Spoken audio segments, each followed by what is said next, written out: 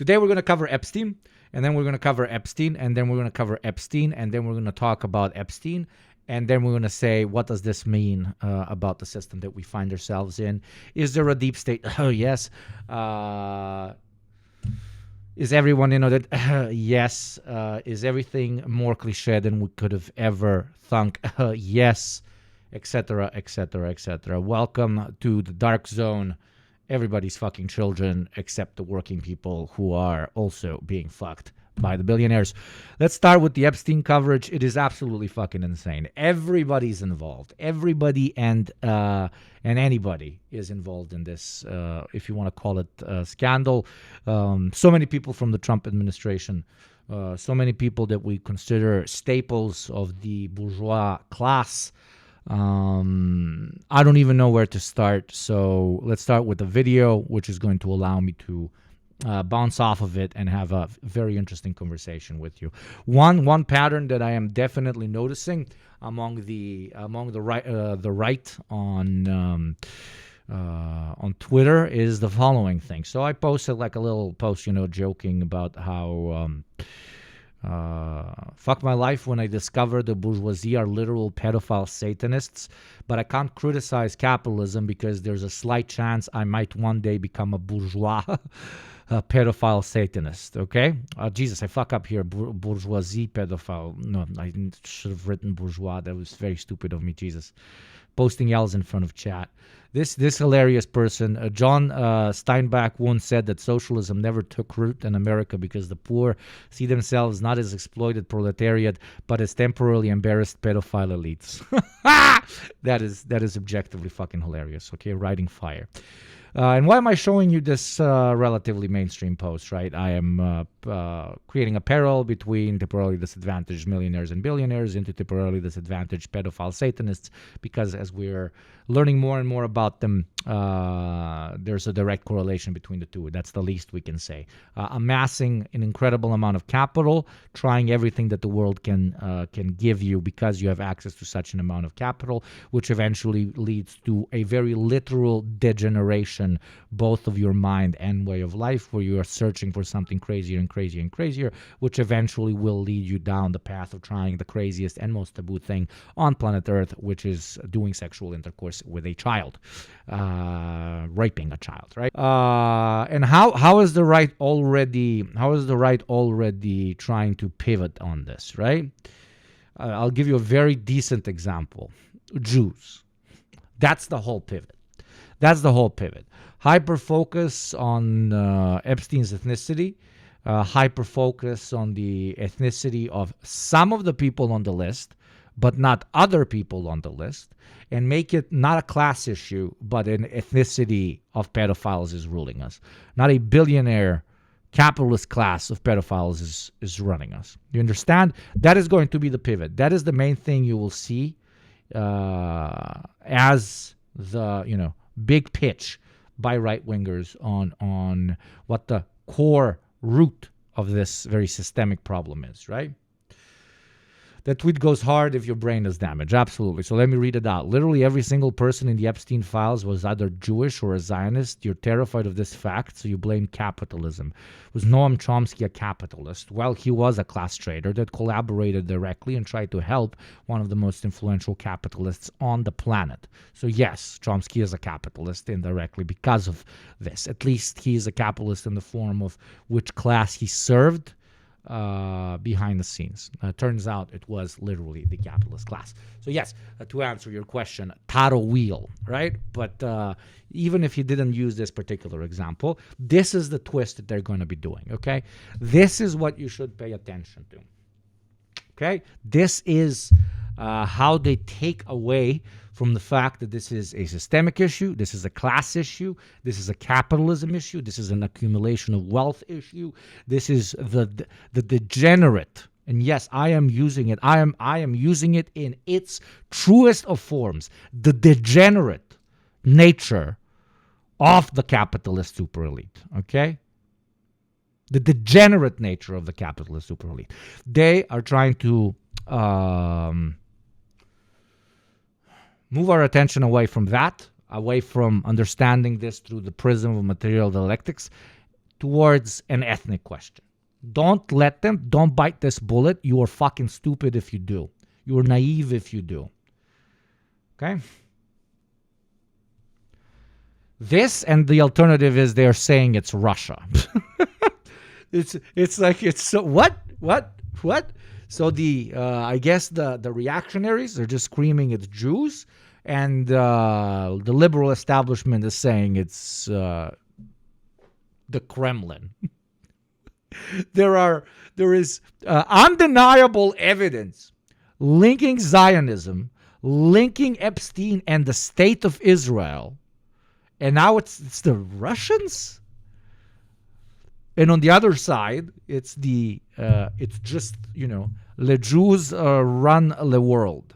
Okay, let's start with some of the latest coverage. I believe this video covers specifically just how many people from the Trump administration are deeply tied into all of this. It is quite surreal, but yeah, nice to know, as they say.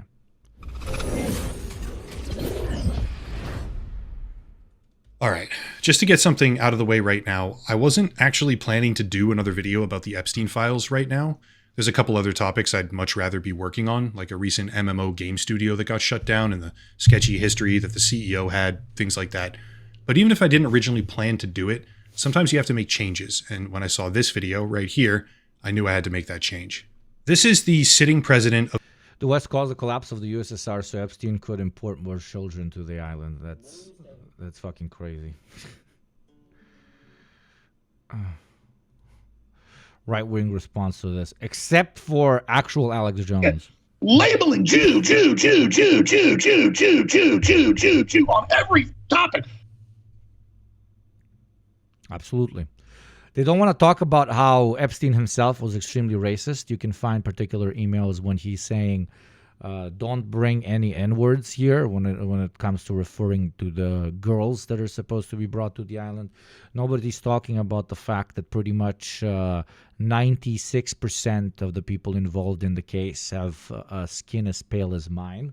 I mean, if we want to generalize that this is like simply a Jewish cabal because, I don't know, around 30 to 40% of the people involved might be classified as quote-unquote Jewish, then we should also call this a white Aryan cabal because the other fucking 60%, 70, are literally pure blonde-ass fucking Aryan Ubermenschen. So I don't even want to engage in this kind of rhetoric because just engaging in it creates an environment out of which you can only come out as a stupid fucking loser. Thank you, Red Bassist, for the bits to the wedding. For the bits for the wedding. Thank you very much. Of the United States. So right here, I knew I had to make that change. This is the sitting president of the United States lying. Not that he doesn't lie constantly. He's one of the most dishonest people in the world, I would say, at this point. But let me just play it, and then we'll start talking about why it's so bad. I have nothing to do with Jeffrey Epstein. And in fact, if you look at the DOJ, they announced, they released 3. A lot of this is very vanilla in the sense that it is establishment people doing depraved establishment things. Yes, but we've never, in at least the quote-unquote modern era, had it displayed so black and white, right? We've never had this much mind-numbing levels of evidence. And keep in mind, they're only showing you shit that they're forced to show. The craziest and most fucked up stuff will never be revealed to the public. So the fact that this is only the acceptable piece of the Epstein lists should make us all very, very concerned about the world we live in. 3 million pages. It's like this is all they're supposed to be doing. And frankly, the DOJ, I think, should just say, we have other things to do, because that whole thing has turned out, I mean, other than Bill Clinton and Bill Gates and lots of people that there are a lot of questions about it, but nothing on me. But it was your entire administration is fucking directly linked to the guy. The guy who ran your motherfucking campaign, the CEO of the Trump campaign, Steve Bannon, was also involved in basically whitewashing everything that Epstein did. He reached out and he was like, dude, this is the strategy we will use to make you sound-based. And then Epstein would reply, okay, I also have some input on how to make Trump sound-based. This your fucking Secretary of Labor was the guy that let Epstein go with a slap on the wrist during his first pedophilia charges. Like it's insane. It is insane. Just how integrated people in Epstein's circle were, how instrumental they were, how instrumental Epstein himself was to the development of the MAGA movement in general. Even sort of better than that, because they found that Jeffrey Epstein and this sleazebag writer named Michael Wolff were conspiring against Donald Trump to lose the election. So Epstein was conspiring with a writer for me to lose the election. So right there, you know that I had nothing to do with this guy. But yeah, it's a terrible thing. The amount of time that's being wasted. You know, when Epstein was alive, like 10 years ago, nobody cared about it. The Democrats are pushing it. And the problem is that it's turning out to be the Democrats that were with and conspired with Epstein. Okay, I had nothing to do with it. It's a shame how much time is being wasted. I think the DOJ should say we have other things to do, as in drop it. It's turning out to be the Democrats who were conspiring with Epstein and a whole bunch more deflections. Let's just get something straight. The Republican-led House Oversight Committee in the United States has been ramping up political pressure in an effort to get Bill and Hillary Clinton on record for depositions regarding Epstein. It's actually a very strong push, a bipartisan push, in fact, using contempt of Congress to compel their testimony. And I want to be crystal clear right now. I am 100% in favor of this. The vote was 34-8, and as of like a couple of hours ago in the scripting of this video, the Clintons have finally been forced to agree. Thank you, Jason, very much for the 7 months, my friend. Thank you for the subscription. This is fantastic, okay? It looks like we may finally get some shred of accountability. But trans people are pedophiles, and immigrants are pedophiles, and illegal immigrants are pedophiles, and minorities are pedophiles. Everybody is a pedophile except us. Which is, okay, very classic, or we thought, organic development of reactionary thought against a failing system. Turns out it is only partially organic. This entire pitch, because of their involvement with the source of most digital right-wing thought, 4chan/poll/, because of their involvement on Reddit, because of their involvement with some of the most important, most vocal, and most quote-unquote successful political technicians, propagandists inside of the United States itself, but also abroad. We are learning that a lot of the reactionary opinions that chuds has been proactively created for them to have, which makes their whole movement, their whole worldview, even more pathetic than it was before. Because their whole pitch is they are against the establishment, they are against the status quo, they do their own research. Turns out all the research you were doing, motherfucker, they were feeding you through an eprouvette, through a syringe, like your little puppy. For at least some people. Get them on record, force them to testify, and punish the hell out of them if they did anything wrong, which they probably did, at least in my opinion. I don't really think you're going to find a whole lot of people who disagree with that either. But having acknowledged the bipartisan scope of the problem, I think it's critically important that we also acknowledge the rat's nest, which is firmly, squarely inside the Trump administration. I'm going to truncate this next part as much as possible. Anyone who's looking for deeper descriptions of who these people are and what they do, there's a whole playlist of videos before this, which might be useful to you. But for the sake of time, I'll be avoiding a detailed backstory and simply giving job titles. And interesting Balkan people in the emails. Yes, this guy called Nikola that was like very embedded in the fashion world, and he helped he helped pimp out a lot of the girls that were on the island proper. Yeah. Or general associations. Some of these points and documents are being repeated from the previous video, by the way, but I'll keep those parts as brief as possible. Here goes. Jeffrey Epstein was obviously, as everyone already knows, an extremely prolific figure in the worlds of finance and politics. During 2008 and 2009, he faced his first investigation and subsequent conviction with a charge of soliciting a minor for prostitution. But as a result of the recent document dump, we can now see the actual indictment from that time period, which is ironclad. The indictment features multiple co-conspirators, like deeply integrated co-conspirators, by the way, as well as two of Epstein's personal aviation companies, and it was drafted under the guidance of Florida's Southern District Attorney at the time, Alexander Acosta. He's number one that we're going to talk about.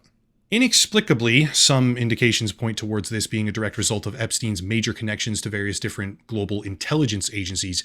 However, inexplicably in terms of actual proof, I should say, Alexander Acosta offered Epstein a shockingly favorable plea deal. All co-conspirators would be given total immunity, and Epstein himself ended up serving just 13 months of an 18-month community prison sentence. Alexander... Which, by the way, he kept leaving all the time whenever he fucking felt like it.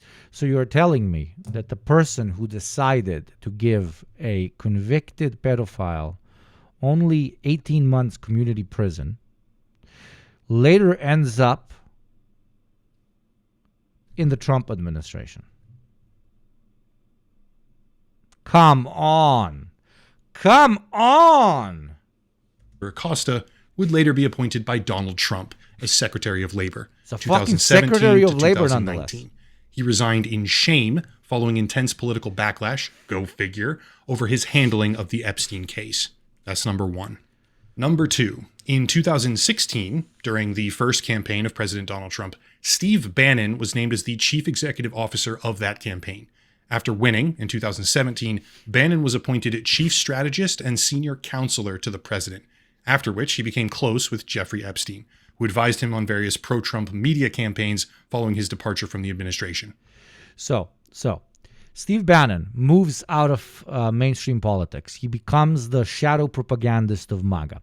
Who advises him on what kind of pitch to make Trump-based he should use?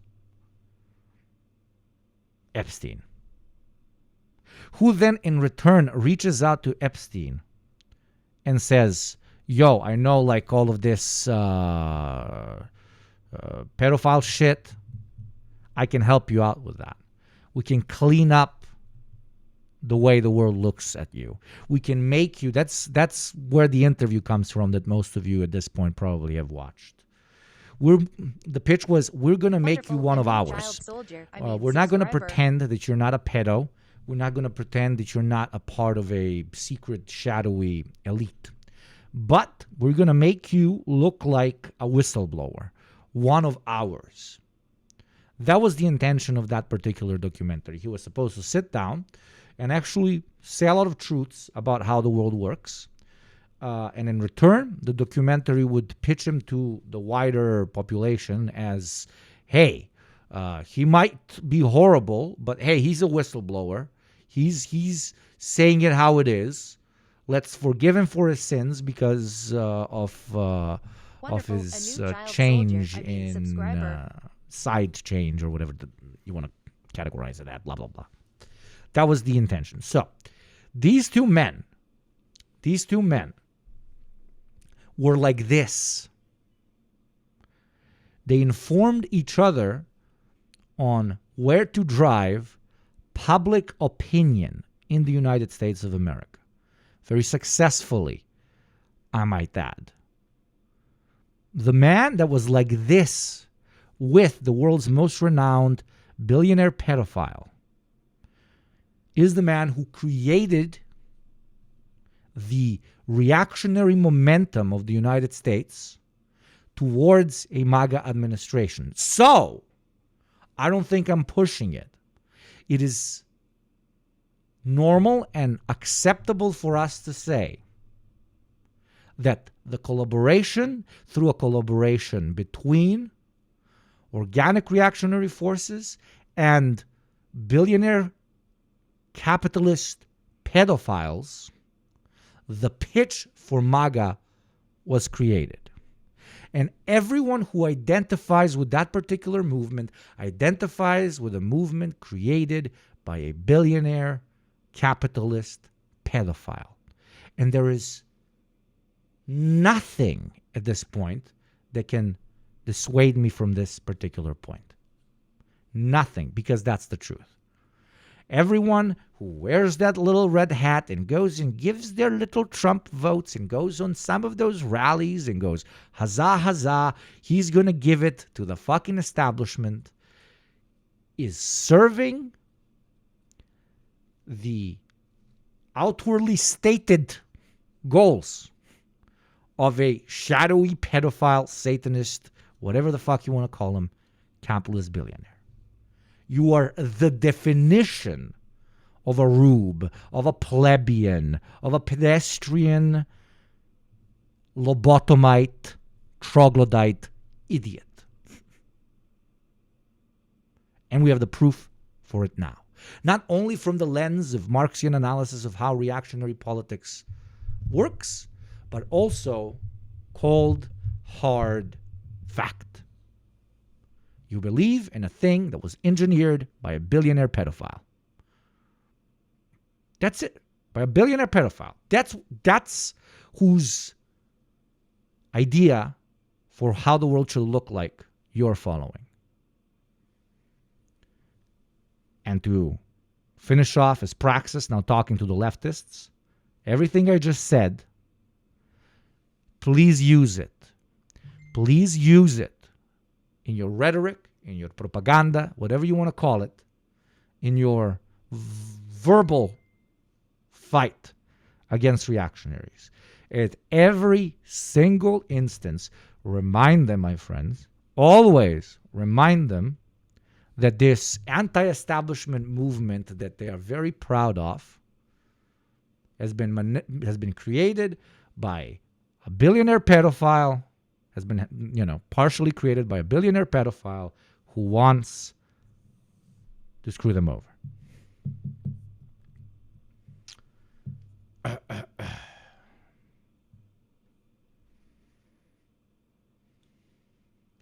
What is absolutely crazy is that this is all because iPhones exist in email, but before Outlook was end-to-end encrypted BlackBerry Messenger and read the pin messaging on that, which we know they used because they reference pins too. Absolutely.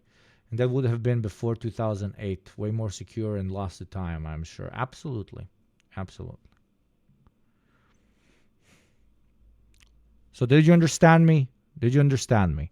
Actively link the MAGA movement to being a manipulation tactic created by pedophile elites. Real QAnon them back. Do QAnon back on QAnon. You understand me? But this time actually true. This time actually true.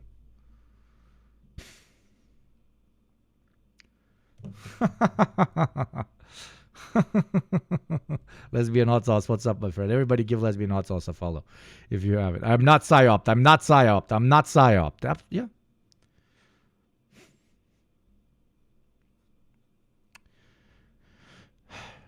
Number 3, Elon Musk. By far the single largest donor of the 2024 election season, Elon Musk devoted almost $300 million to the election of Trump and political allies, after which he was given inside access to the federal government and was allowed to eviscerate practically every single governmental agency that was currently investigating his own companies. The resulting savings from this Department of Government Efficiency, also known as DOGE, do not exist. Spending year over year drastically outpaced 2024 in 2025, with the deficit exploding more than it had under any previous administration ever, period. Meanwhile, as the files get released, we find out that contrary to his public statements for the past decade, Elon Musk was practically begging to attend, quote, the wildest parties on Epstein Island, while Jeffrey Epstein was given personal tours of SpaceX. Number 4. This one's honestly my favorite. The world's richest man, the biggest investor in the Trump campaign, by far.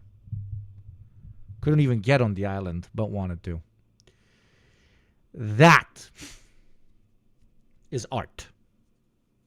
You know that meme? That is art. That is bullshit. That is art. That is bullshit. This is art. Cliche art. Very bad writing. Very, very bad writing. Very bad writing. But nonetheless, art. I have nothing to add to this that has not already been said 1,000 fucking times. Maybe only the thing that like a lot of people, especially on X, swallowed, type swallowed, is that, he cares for the masses. He cares for the people. He's our billionaire. He's so epic and cool. People can't even joke anymore. He is so cringe. He's the cringiest person on the planet. I agree. But he is so cringe that he couldn't even get. He probably got on the island, don't get me fucking wrong. But he needed to so proactively try to get on the island. I mean, you've all seen this TikTok. Hello, Jeff. I have to show it one more time.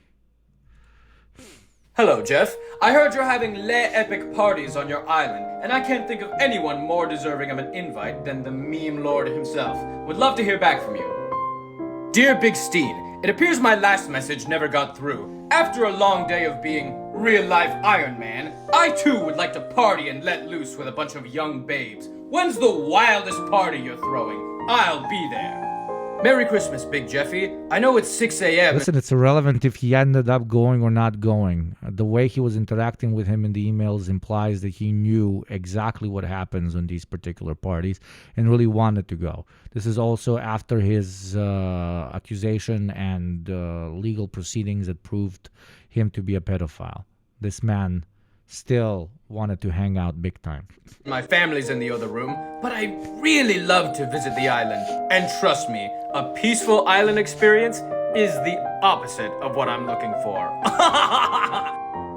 Hey, Elon. Looks like the UN is meeting this Friday, and let's just say there will be a lot of interesting people at my place.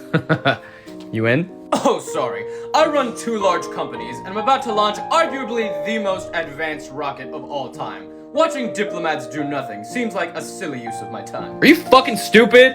I'm talking about children. God, you're so annoying! This is why we never invite you. Hello, Jeff. Class. Or Howard Lutnick, the current United States Secretary of Commerce appointed by Donald Trump. I've entered his mansion and I saw the massage table and then I left. It was very awkward. My wife was with me. She can confirm it was very awkward. I hate that guy. I've never seen that guy. I even I made sure I go and tell him that he is disgusting. Meanwhile, I am taking my own children to the island. Trump. Despite previous claims in which Lutnick adamantly asserted that after 2005 he was never in the same room as Epstein ever again, Lutnick was attending lunches on Epstein Island in 2012 with his friends, each of them, quote, having 4 children, 2 16s, 2 14s, a 13, a 12, an 11, and a 7-year-old, end quote, which is roughly 4 years after Epstein was convicted of underage sex crimes. The sitting United States Secretary of Commerce, appointed by Donald Trump, was bringing his friends, their children, and his own children to the personal pedo island of Jeffrey Epstein after he was convicted of his first offense and subsequently given a ridiculous plea deal by Trump's... Dude, even if during that visitation there was no child essay on the island, you are taking... Look me in the eyes. You are taking your children to a convicted pedophile's house. Repeat after me. You are taking your children to a convicted pedophile's house. Repeat after me. You are taking your children to a convicted pedophile's house. How are we supposed to allow this man a position in governance?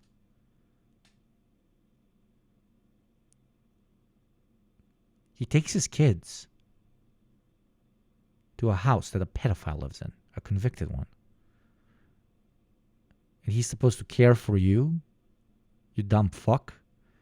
Thank you, Sasha, for the gifty. Be like Sasha. Paint the chat purple. We have 0 taxes. I'm crying. Only 1 developing world taxpayer, exclamation point tax. Support the anti-pedophile action. Here on Yugopnik Twitch, we have 0 sponsors, so 0 pedophiles influence this. We have 0 ads, so 0 pedophile companies sponsor themselves on this. And we have a 100% pedophile-free chat. A true anti-capitalist is a true anti-pedophilist. So support a show that stands on those grounds with pride. The only island I'm going is one as far away from these weird motherfuckers as possible. The only island I want to talk about is the island we put all of them on. They like islands so much. How about we take all of them and put them on an island? Whee! First pick for Secretary of Labor, which he then lied about in 2025. Number 5, Trump's current nominee for But yes, pay taxes, support the show, you know the spiel. Chairman of the Federal Reserve. His name also appears on Epstein Island Christmas party lists repeatedly, which are now being uncovered in the latest file dump. Number 6, Andrew Farkas. Andrew Farkas is a bit more enigmatic. He's a New York Sky Blue, thank you very, very, very, very much for the 5. Paying your taxes as always. Be like Sky Blue. You see, 25 gift subs comes in every week. Gives them sometimes gambas, okay? A true child soldier. A true patriot of Yugopnik chat. 6, Andrew Farkas, which Federal this Reserve. guy, wait. His name also appears on Epstein Island Christmas party lists repeatedly, which are now being uncovered in the latest file dump. Number 6, Andrew Farkas. Oh, I love this guy. This is the businessman that built a bunch of shit in New York. This guy built what I suspect that this guy built. This guy built basically the thing that's close to Epstein's Island, where you go to get on a boat to go to Epstein's Island. He basically made the pedophilia ports, through which probably a lot of children and sex workers that didn't want to be there were moved through, right? And this guy is involved with Trump himself. They're very, very, very close friends. That's number 1. And number 2, Trump uses Kushner as his son-in-law for his private ventures, for his business ventures while he's in administration, right? And this Andrew Farkas has a lot of business with the private ventures of Donald Trump, also known as Jared Kushner. Yes? So the connections are crazy. And to prove just how close Andrew Farkas is to Donald Trump, you know what this motherfucker did? I'm pretty sure this video is going to mention it. You know what he did? When Trump got in office, he gave Farkas's daughter, who had the previous experience, I think, in modeling, an ambassador position. Do you do that for people that aren't your friends? An ambassador position. Incredible. Literally BFFs. Andrew Farkas With the guy that made the port that you used to go on Epstein Island. is a bit more enigmatic. He's a New York property tycoon, massively wealthy businessman, and he also co-owned a strategic marina with Jeffrey Epstein, nearby Epstein's own island, Little St. James, as he developed the 70-acre property. Andrew Farkas, who is personal friends with Donald Trump, is also invested on high-value real estate deals with Jared Kushner, Trump's son-in-law. And most recently, the wife of Andrew Farkas's son, his son being Jonathan Farkas, and his wife's name is Somers Farkas, has been appointed by so not his daughter. I made a mistake. Okay, the wife of his son. Donald Trump in 2025 as the ambassador to Malta. Yo, Maltese people in chat. Yo, you got an Epstein ambassador in your house, bro. Her main qualifications and former job experience are marketing and modeling. Now she's a U.S. You can't write this shit. ambassador. Number 7, Peter Thiel. Peter Thiel appears in thousands of different places. Peter Thiel, Epstein, send me 40 million, bro. Epstein sends 40 million. Peter Thiel, the cheap-ass motherfucker, then uses 50 million, only adds 10 million on top, and funds J.D. Vance's entire career. I'm not saying it was the same amount of money that went from one hand to another, but world-renowned pedophile billionaire sends 40 million. A world-renowned pedophile billionaire that very openly says that he loves basically being the deep state, right? World-renowned pedophile billionaire sends 40 million to world-renowned tech sector antichrist. The antichrist takes 40 of those million, adds another 10 million, and invests them in J.D. Vance's campaign, hoping to make him VP and probably eventually even president of the country.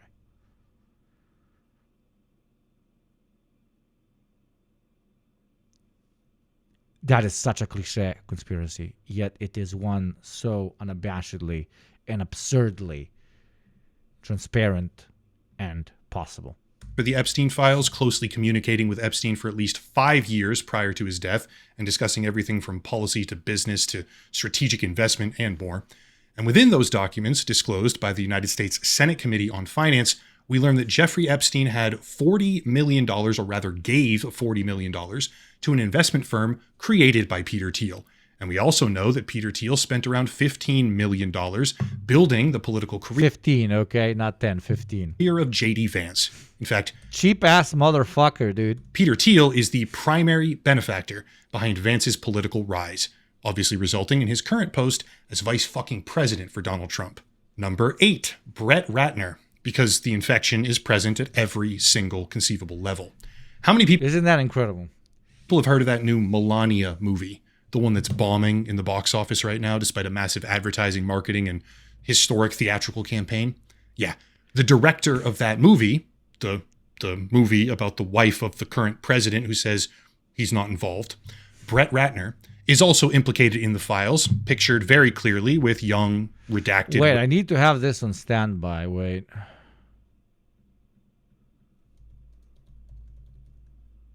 I need to have the sound on standby.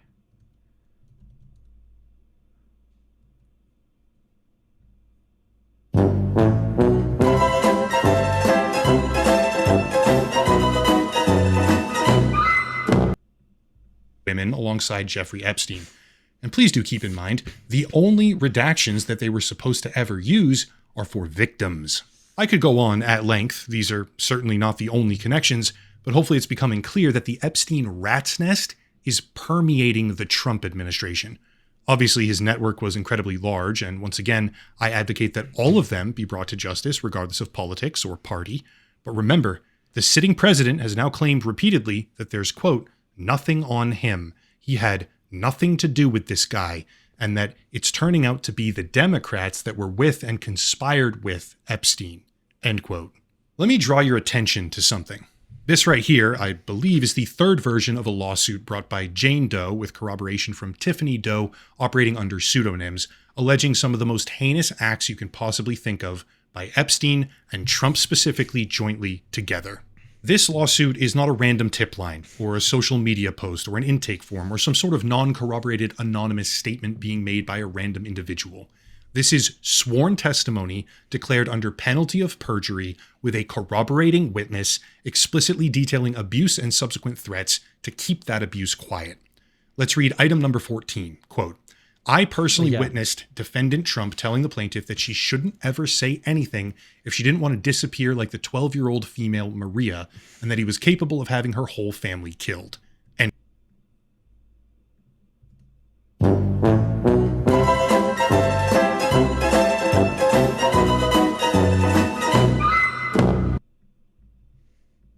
quote. Operating under the alias Katie Johnson, the primary accuser sat for a filmed interview, by the way, which I'll link down below. All right? Stay with me. After the lawsuit What is up, James? was in motion, a press conference was set to be held where Jane Doe would speak. Is James from the internet in the files? James, are you in the files? He wants to answer immediately. James, are you in the files? I'm asking every American whether they are in the files. Jane Doe being Katie Johnson in this case. Did Putin personally force you to be in the files, James? I checked, I'm not. Phew! As per the files, these are the same person. Instead of that press conference happening, Trust me, bro, our pedophile billionaire elites didn't want to do pedophilia. Putin himself forced them into the pedophilia with his Jew agent, Epstein. FML, when I don't want to do pedophilia, and then Putin says, yo, bro, please do pedophilia. And I'm like, fuck, bro. Fuck, Putler, I gotta do some pedophilia, bro. the lawyer took the microphone and said this. Jane Doe was here all day. She was prepared to go forward. She has received some terrible threats, as have all the Trump accusers who I have been representing for several months. She's in great fear, and she was unable, ultimately, to do this. Whether you do or do not believe that statement by itself, The black Russian Jews made our poor, helpless billionaires do this. Comrade K, thank you for the Prime and the 10 months. Thank you very much. Thank you and every other subscriber. Thank you kindly. in a vacuum, I think it's important to make something else clear. And that is that Donald Trump did not sue this woman. He didn't sue for slander, libel, defamation, none of it. Not anything at all. And yet, if you look at his substantial history of litigation in a more broad sense, the pattern is extremely clear. Donald Trump will sue everyone at the drop of a pin. He sues businesses, individuals, and entire government agencies. He sues you if you say things he doesn't like. He sues you if you criticize him. For fuck's sake, he'll even sue people and news agencies and establishments if they don't say enough positive things about him. Donald Trump will sue anyone and everyone if they ever cross him in any way. And yet, when this lawsuit happened, nothing, not a peep. After receiving threats and the Yeah, obviously, because they used alternative methods to silence her. Okay? They threatened the living shit out of her. That's it. Thank you, most Luciferian chatter, for the 8-month streak. Thank you, baby. canceled press I think even most Luciferian chatters are mind blown by this shit. conference, the lawsuit was withdrawn 2 days later. And while it's true, a withdrawn lawsuit is not proof of wrongdoing at all, no such thing. It's not a conviction or a jury verdict or anything like that. The idea that these files have nothing on him is an asinine, dishonest, manipulative, and shameful lie. I don't feel like I should need to say this right now, but I obviously have to. Elsewhere in the world, revelations about a politician's close proximity to Jeffrey Epstein have consequences. A British politician, Peter Mandelson, has resigned from the House of Lords, facing a potential police investigation over his ties to Epstein. This is what I always say. Like, Americans, you are living in the opposite of what American exceptionalism tries to tell you. Whenever you wake up in the morning and see horrible stuff happening around you, and you tell yourself, well, it's bad, but it's probably much worse everywhere else.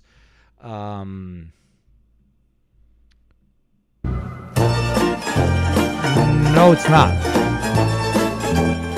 It's not. It's not. It's literally not.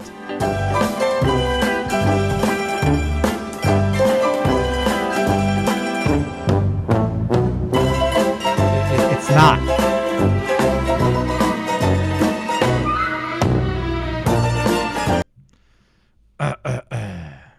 If there's anything that should bury American exceptionalism, it should be this. I know a lot of people from everywhere, etc., are involved, but what other countries except Israel? President. What other countries except Israel's president was involved in this case? Who is still governing, by the way. Has not resigned immediately. Has not been resigned immediately. Has not been dragged out of the White House screaming by his hair by the torch-bearing masses. Only in the United States. You are the bad place. You're the bad place. Slovakia immediately kicked out a guy that was tied to Epstein. The Brits, the bog trotters, are doing some sort of anti-pedophilia prosecution. You're the only guys that aren't. You are the only ones that aren't.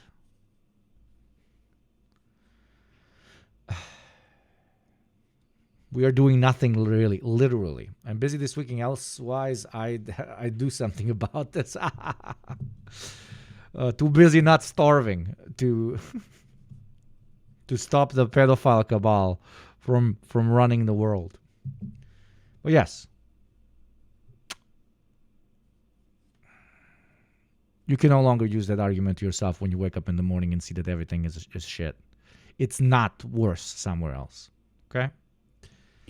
A national security advisor in Slovakia has just now resigned because of similar connections. There you go. And yet here in America, the people most deeply integrated with Epstein, permeating the highest levels of our government, and the ones that lied about it, they've said for north of a decade, most of them, that they had nothing to do with this guy.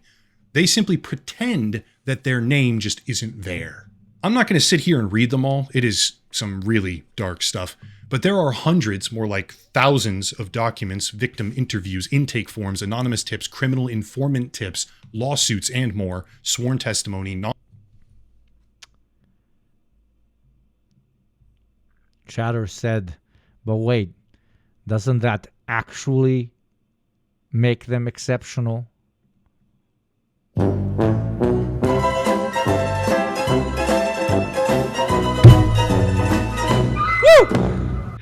Oh, okay, I'm milking it now. But no, that is funny because there is American exceptionalism. America is exceptional in the way it loves its pedophiles.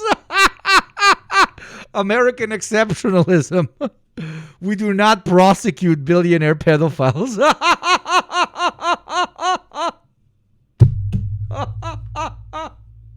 We are redefining the brothers. We are redefining the term, brothers. Manifest destiny. Our destiny is to be the bootlickers of those who touch children. Oh, this isn't even funny. It's sad, but somebody give that chatter a subscription. Oh, Lord. I want him around, or her, or them. We not only do we not prosecute them, we promote them. What is your manifest destiny? In a land where everyone can become anyone, you too can rise through the hierarchy of the free market to one day be able to afford your own child. Why are you criticizing capitalism? Because you do not have your own child to molest? How about you pull yourself up by your bootstraps and work, and one day you can too afford your own child. Oh. You get a child. On sworn testimony. Oh, son of a bitch. Everything you can imagine, implicating and accusing Donald Trump in every conceivable way. He's not alone in that regard. There's material implicating a host of other high-profile businessmen and politicians, exposing long-standing associations and close personal friendships with Epstein despite public denials. But they're not the sitting president of the United States who fought tooth and nail personally to stop these files from ever seeing the light of day, condemning his own supporters for even daring to talk about it. Just in case anyone forgot or they're too Not this QAnon, the other QAnon. Trust me, bro. brainwashed to ever believe. I'm not a pedophile. He's a pedophile. Your mom's a pedophile. This is now a deleted post from Donald Trump saying that the Jeffrey Epstein hoax is a scam, saying that his past supporters bought into the bullshit and that anyone talking about the files or pushing for their release is a weakling whose support he no longer wants. That's the president of the United States of America. Ultimately, this video wasn't my plan for today. I'm working on that other MMO company project, and I much more prefer to be doing that. But seeing the president on national television whine about the fact that people are even talking about Epstein, saying that the Justice Department should move on as he misrepresents reality and pretends that there's nothing about him and the Democrats are the ones conspiring with Epstein, I cannot stomach that. Donald Trump and a disproportionate amount of his close political personal picks and allies and his cabinet members are the ones who are really closest with Epstein. The Epstein rat's nest is the conservative MAGA party right now. Once again, to be 100% clear about this, anyone else involved, Clinton, Gates, any of the other billionaires and politicians, Democrat or otherwise, peppering the files, yes, investigate them too. But the current atmosphere of the United States isn't politically neutral The video is linked. objectivity. It's ideologically captured institutions. It's loyalty pledges and purity tests from all the wrong type of people. So the fact that the sitting powers in this nation are the true Epstein rat's nest, that's alarming to me. That's the type of thing that requires vocalization and pushback from everyone else, because if we don't recognize what they are and condemn it, then we're honestly complicit. That's it. If you want to support the channel, You absolutely would be. Excellent coverage by this lawyer man. Thank you very much. I'm guessing he's a lawyer. The way he speaks sounds very lawyery. But he's like Better Call Saul. He is the people's lawyer. Now let's keep talking about pedophile billionaires, shall we?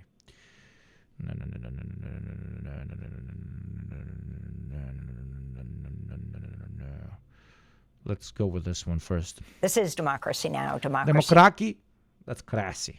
Now.org, the War and Peace Report. I'm Amy Goodman. The Justice Department's released an additional 3 million pages of documents related to the late convicted sex offender Jeffrey Epstein and what the DOJ, the Department of Justice, is calling the final release of Epstein files. But there are over 2.5 million more pages that remain unreleased. On Sunday, Meet the Press host Kristen Welker interviewed Democratic Congressmember Ro Khanna of California, co-sponsor of the Epstein Files Transparency Act. Has the Justice Department fully Words. Unquote. Emails showed Trump's Commerce Secretary, Howard Lutnick, arranged to visit Epstein's Island in 2012, years after Lutnick had been attorney of the Bloom firm, which is a victims' rights law firm. He represents 11 of Jeffrey Epstein accusers. Let's start with you, Eric. Talk about what came out in these documents and what didn't. In fact, By the way, a massive shout out. A lot of my mods. Look. I have sold out to social democracy. Even though you guys kind of ruined even your social democracy. I can't even scream at read, that's not socialism. Now I'm supposed to go read, that's not even social democracy. But hey. Yeah, if you want to support a true Norwegian patriot, you know what to do. What's crazy about it, I think this brand's Italian. They just put the Norwegian flag everywhere.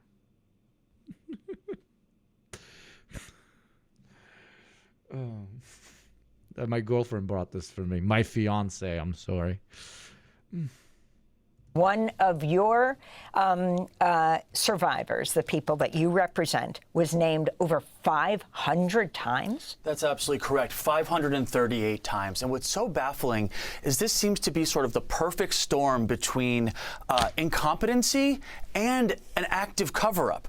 It's both. And it's so mind-boggling because they're withholding documents that they shouldn't be withholding, that the public deserves to see based on attorney-client privilege and some other very vague privileges.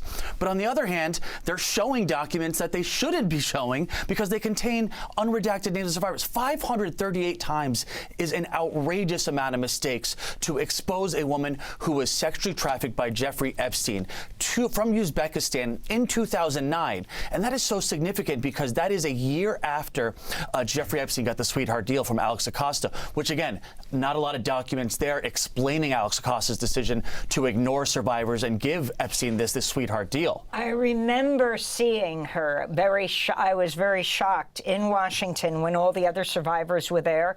Incredibly brave. She had decided just late the night before to present herself, right, to stand in solidarity from Uzbekistan. Yeah. But you spoke for her. Yes, absolutely. I spoke for her Aw, same back at you, Scarlet Ether. That's so kind. because And can't wait for your marriage. she's still been hesitant Hope you have a great time as well. to become public. Some of the collective empowerment of the other survivors really empowered her to at least show up and show her face. That was a really big moment for her. Remember, she was abused while Jeffrey Epstein was wearing an ankle bracelet from the Alex Acosta plea deal. So, I mean, it's really compelling. And now she wants to still remain private. She doesn't want her name out there in the grand, national news. And 538 times the DOJ missed her name. And that is a name that was provided by my firm to the DOJ. There's just no excuse for that type of incompetency and that type of mistake. And what about the people who are being protected, not the survivors, clearly? That's what's so mind-boggling about the whole thing is they're naming survivors, they're protecting potential predators, and the real issue here is there's just no oversight. And there's been motions for the court, and we're actually filing an amicus brief and some letters to the court on behalf of our clients to demand that a special master be appointed to review all of the materials and decide what should be privileged, what should be produced, what should be redacted, and what shouldn't. Because right now the public, the survivors, all of us are forced to trust a Department of Justice, Trump's Department of Justice, that has done absolutely nothing to earn our trust. Vicki Ward, what were you most struck by with the release of the millions of pages of files and the pages that weren't released? Right. Well, just to Eric's point about your poor client being trafficked to Epstein in 2009, I did read some interesting exchanges among redacted officials within the Justice Department. They were dated 2011, and it was when Bradley Edwards, another of the attorneys who's represented so many survivors, was pushing, arguing that it had been a breach of the Crime Victims Act, that this non-prosecution agreement had been done behind their backs without their knowledge. Yeah. And you see these unnamed Justice Department officials saying, well, whether or not that deal was good or bad, we've got to dig in and protect ourselves. But there's almost, I was struck by that. I'm paraphrasing, but it was whether or not that was a good. Whatever the content of that deal was, they knew. They knew. Absolutely. It was a really bad thing. Absolutely. Thank you, Rudolfo, for continuing your sub. Thank you very much. Everybody who can afford to, if they continue their sub, literally, not just me, every single streamer on this platform would have a very, very sustainable income. That would be a complete game changer. I don't know why Twitch doesn't push that. But yeah, dude, throughout so many emails, they very openly use code words for children. They very openly show just how taboo what they were doing is and why it needs to be kept semi-secret. That to me was the most surprising aspect of this whole thing. Motherfuckers openly saying, hey, we will manipulate this particular market. We will manipulate this particular population. This is the pitch we're going to give the plebeians that we believe that they need to follow from now on. And obviously the most fucked up thing, let's party. And then somebody replies, but is it going to be a party or just a party? Because I'm not coming if it's not a party, which means kids, yes? Have done. There's reporting that Alex Acosta instructed his fellow prosecutors not to inform the victims of the special plea deal. That's a big deal. I was a prosecutor for 6 months. I didn't care for it. But the one thing I learned in that 6 months is that when you do a plea deal, you inform the victim. So the fact that that's reported that he instructed them not to inform the victims, that's pretty suspicious. And just for people's memory, because this is a complicated story, back in 2007, what that plea deal was, and the bravery of the Farmer sisters, Maria Farmer coming forward, over a decade before, and the number of young women, girls, children who had been abused, and yet the deal that was reached. It's really, it's re-victimizing. It's beyond a travesty of injustice. The one thing, he was literally, many victims were ignored, and he was literally given a slap on the wrist. One thing that is important to understand, though, that the one thing Alex Acosta did do is he did make him a registered sex offender in 2007, 2008. So that was public knowledge, and that brings some real questions to anyone that's been released in these new files. Anyone who is continuing to associate closely with Jeffrey Epstein after he became a publicly known registered sex offender, I think has some questions to answer. Well, and to that, Amy, I will say, as you know, I have a personal history on reporting this story, and I went through hell in 2002 with Epstein threatening me because I'd got to the Farmer Sisters, and I found it nauseating to suddenly see this fax from Jeffrey Epstein to Graydon Carter bashing me and the questions I'd been asking of him and Ghislaine Maxwell about the Farmer Sisters back in 2002. Let's be clear, because we've talked about this in detail, but back in 2002, you were writing for Vanity Fair. You were asked to do a piece on this up-and-coming billionaire Jeffrey Epstein, and then you found the story of the farm. There are no laws for rulers, genocide, rape, looting, workers' pensions, all fine, barely an inconvenience. Yes, and now we have even more evidence than we've ever had, just how black and white it is, just how simple the situation is, just how much they don't even consider us humans. We should no longer identify large capitalists as members of our own species, and de facto should not give them the same human rights that they deny us. They have proactively chosen to become parasites on our culture, our way of life, our material interest, and now, very obviously, even the holiest of holies, our children. Eons and eons ago, we had to invent vampires, goblins, orcs, creatures of the night that snatch our kids. We no longer do. They look like us, they talk like us, but they're not us. Hell, the people that call them lizards might be onto something.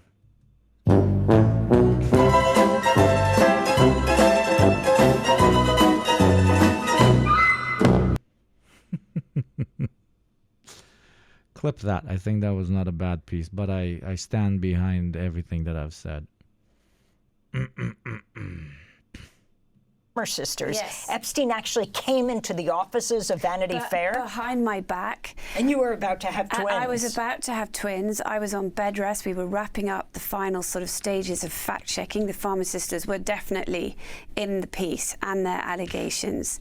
But what I did not know was that Jeffrey Epstein had sent my boss this fax, casting all these absurd aspersions on me, and that obviously it was after that the Farmer Sisters and their allegations were cut. What I then found interesting, again going back to what Eric was saying, that there were all these emails from all these guys after it was known that Jeffrey Epstein was a convicted sex offender. Even then, I found emails with another Vanity Fair reporter who's sadly dead, John Connolly, but ended up co-authoring a book with James Patterson, now my co-author, Filthy Rich. There are all sorts of correspondence. It was called Filthy Rich. Yes.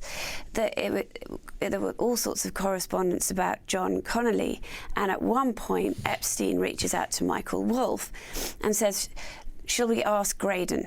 In other words, Graydon Carter was part of the boys' club, at least in Epstein's mind. That part of the boys' club, along with Elon Musk and Steve Tisch and Howard Lutnick and Richard Branson and, Richard Branson, who is the founder of Virgin Airways. Yes, and, Andrew... Are you born a pedophile or you become one? You can be both. But the reason there is a direct link at this point, I truly believe it. I don't have proof on it because we will never have proof on it. You cannot systematically analyze the billionaire population because it's too small. And of course, they won't participate in your psychoanalytical surveys. But the reason why I believe there is a direct link between pedophilia and unimaginable pharaoh level wealth is, I explained it 1,000 fucking times. It's when you have that much wealth, you de facto dehumanize your fellow Homo sapien. The amount of power that gives you a type of experience that normal, regular, everyday people like ourselves can never even touch with a 1,000-mile pole. That does things to your brain. That does things to your mind. And then when you dedicate yourself to an entire life of indulgence on top of indulgence on top of indulgence, the seeking of the next greater and greater thrill, that almost all of us do, but we are stopped. We are stopped simply because we cannot afford to. They, after having experienced everything that a modern capitalist society can give them, eventually try the biggest taboo, which is doing what they did to underage fellow Homo sapiens. So yes, can I prove it? I cannot. Do I still put forward the thesis that there is an undeniable link between unimaginable wealth and proclivity towards child rape? Yes, that is my thesis. And I believe it is a very sound one. Not based simply on emotion, but based on proof, as we can now see. And I believe a very legitimate analysis of the degeneration of one's mind through unlimited access to bodily pleasures. Anyways, we are hitting 1 hour and 30, a grift segment. I'm not going to do another one. Just a reminder to support the show. Pay your taxes, exclamation point tax. Subscribe yourself if you can afford to. If not, God bless. Those who can afford to, by paying your taxes, by oiling me up, you're buying other chatters a grander experience while supporting what we like to do here on the show. A very direct, progressive, socialist analysis without any fucking curveballs whatsoever on the world that we currently live in. Not just one that reports on the news and like just rewatches shit constantly, but one that actually tries to contextualize said events in news as a tool set that we can then all individually put into use against said system. Thank you for even considering it. Now let's continue with Amy Badman and Depression Now. Thank you, Cleo, for your second month. Very kind of you. 120 Days of Sodom was an autobiography of the wealthy and elite. That's a great point. The question is not which billionaire is a pedophile, but which billionaires are not. Yes, I would phrase it even better, in my opinion. A question is not whether a certain billionaire is a pedophile. The question is whether a certain billionaire is a pedophile yet.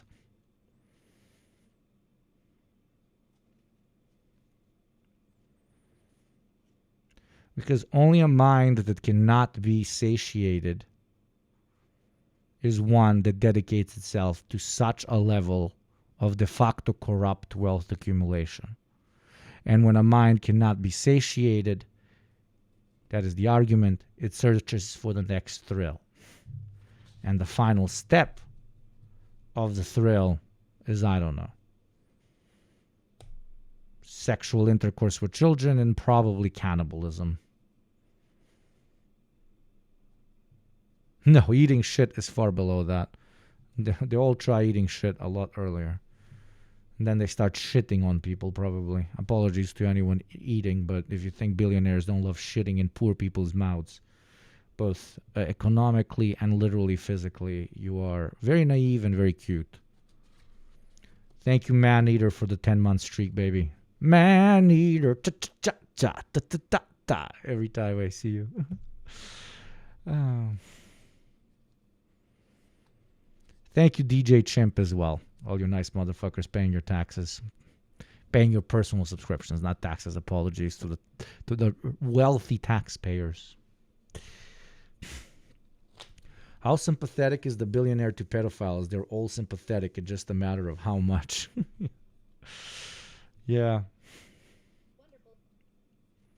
This entire story has given a completely has given a new dimension to the conversation on how becoming so wealthy eventually dehumanizes you. Dehumanizes you so much that you do not see intrinsic, innocent, uncorruptible uncorruptible, never to be corrupted, apologies, not uncorruptible, never to be corrupted sanctity of children. That is how much it dehumanizes you. And that is why we must not apply those beautiful, thank God that you have those in you. Thank God that you do, because they don't. Those beautiful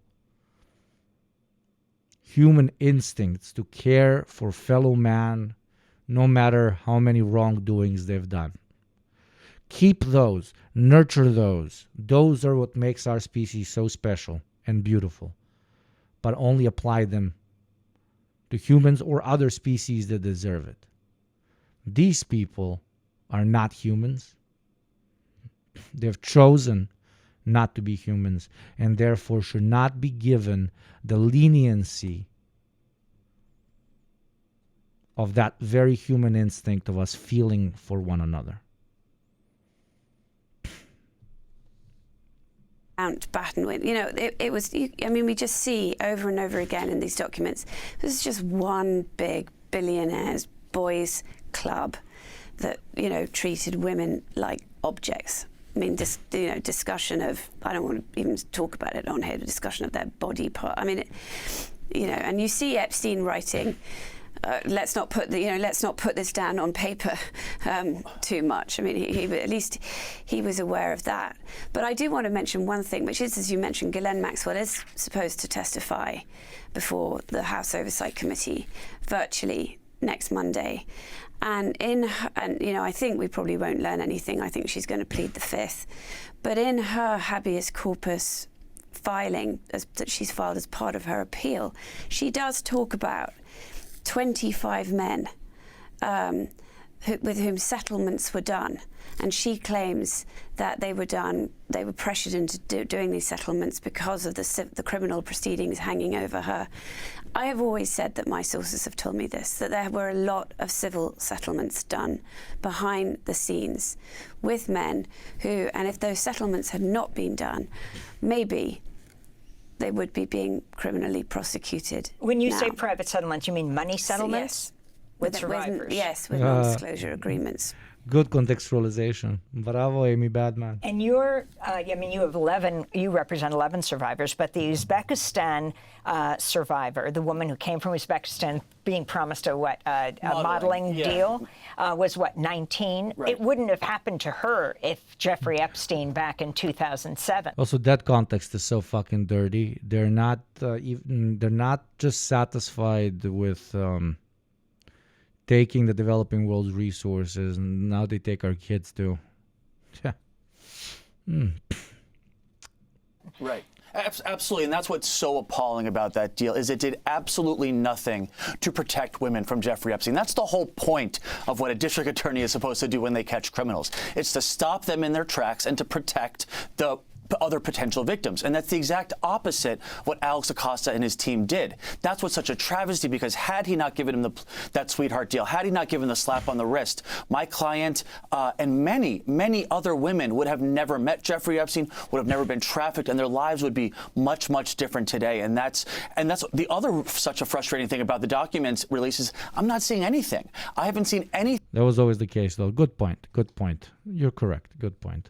Thank you, Brandon, for the 2-month streak. Thank you very much, Brandon. I love that name, Brandon. Hey, Brandon. Really explaining the prosecution agreements, the prosecutor's notes, what really the discussions, the emails, what went in to that deal that is such a suspicious and just really travesty of an injustice type of deal. Well, you do see, what you do see, though, again, is the brotherhood at work. You do see how Alex Acosta was great buddies with Jay Lefkowitz, another of the lawyers on Jeffrey Epstein's team, that Epstein was very clever, bringing in all the lawyers that he thought would be able to work, lawyers in the Justice Department for whatever reason. Alex Acosta, once he left his position in government, went into private practice in the same firm as Jay Lefkowitz. I mean, this is how the world works, really tragically. Finally, there are extreme allegations. How the system works, not the world.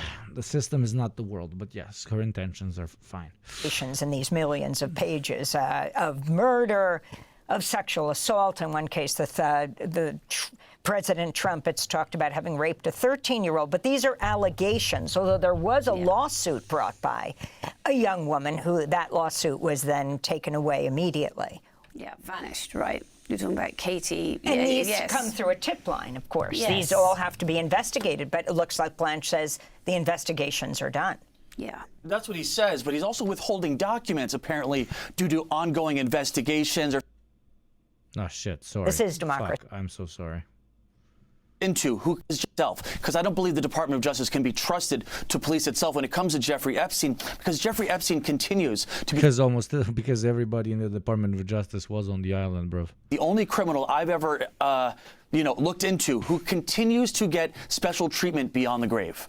Thanks for watching Democracy Now! On YouTube. Subscribe to the channel and turn on notifications to make sure you never miss a video. And for more of our audience-supported journalism, go to democracynow.org, where you can download our news app, sign up for our newsletter, subscribe to the daily podcast, and so much more. Good morning, everybody. Happy Tuesday. We have an amazing show for everybody. Happy Tuesday. I love when Americans do that. Happy Monday, happy Tuesday, happy Wednesday. What the fuck's happy about a Tuesday? Holy Mother of God. That's why I don't stream on Tuesdays, bro. Oh, Lord. Today, what do we have, Crystal? Indeed, we do. Big show today. We've got Rokana coming in studio to break down the latest in terms of the Epstein files and what he is continuing to fight for. We've also got Trita Parsi joining us to talk about the latest in terms of potential diplomacy with Iran and what still looks like a pretty dire situation in terms of potential military conflict. We got some big updates with regard to this seizing the ballots in Fulton County situation, Trump coming out and saying that he thinks Republicans should nationalize the elections in any number of places. Also very interesting election results. We didn't get to this. I guess it's better than good morning, fuck you all. No, that's what I do. It's amazing that you guys love it. Yesterday because we did all Epstein in the show, but a really significant result in a Texas state Senate district we'll take a look at, and then all hell breaking loose between Jasmine Crockett, Colin Allred, and James Towery. And that is economic policy by the people. AI does. What are they saying about it? I am personally extremely fascinated by the whole thing and what it says about where we are in terms of AI development. Yeah, it's going to be a fun story. Thank you to everybody who's been signing up, breakingpoints.com. I did check the numbers. Subscribe to the show so you can listen to it completely in full and uncut, which is, of course, available. In fact, it was revenue-wise. Sir, it's good to see you. Thanks for joining us. Good to see you. This guy's All right, so first hard. of all, let's start. Obviously, there's been an extraordinary amount of attention paid to the partial release so far of some of the Epstein files, which you helped force with the legislation that you co-authored there with Thomas Massie. However, as I understand it, the DOJ is still not fully complying with the legislation that you passed. Could you just lay that out as the author of that legislation? Sagar, you're right. But there's been so much attention paid to what hasn't been released. There hasn't been enough attention paid to the depravity in what has been released. So, yes, we are going to meet with Attorney General. Okay, this is just going to cover what we've already seen. It's being weaponized. Let's watch shout out to the Surfs. They stream on Twitch. Let's watch this, I believe, probably very good, holy shit, 1 hour and a half video contextualizing the cultural wars, 4chan, and how they were very likely created by large child fucking pedophiles. Here, that's what we're seeing. The true alternative, the true the goy Jew destroyers. The proud goys that will not sit by while their world is being taken over by shadowy elites have been created by shadowy elites.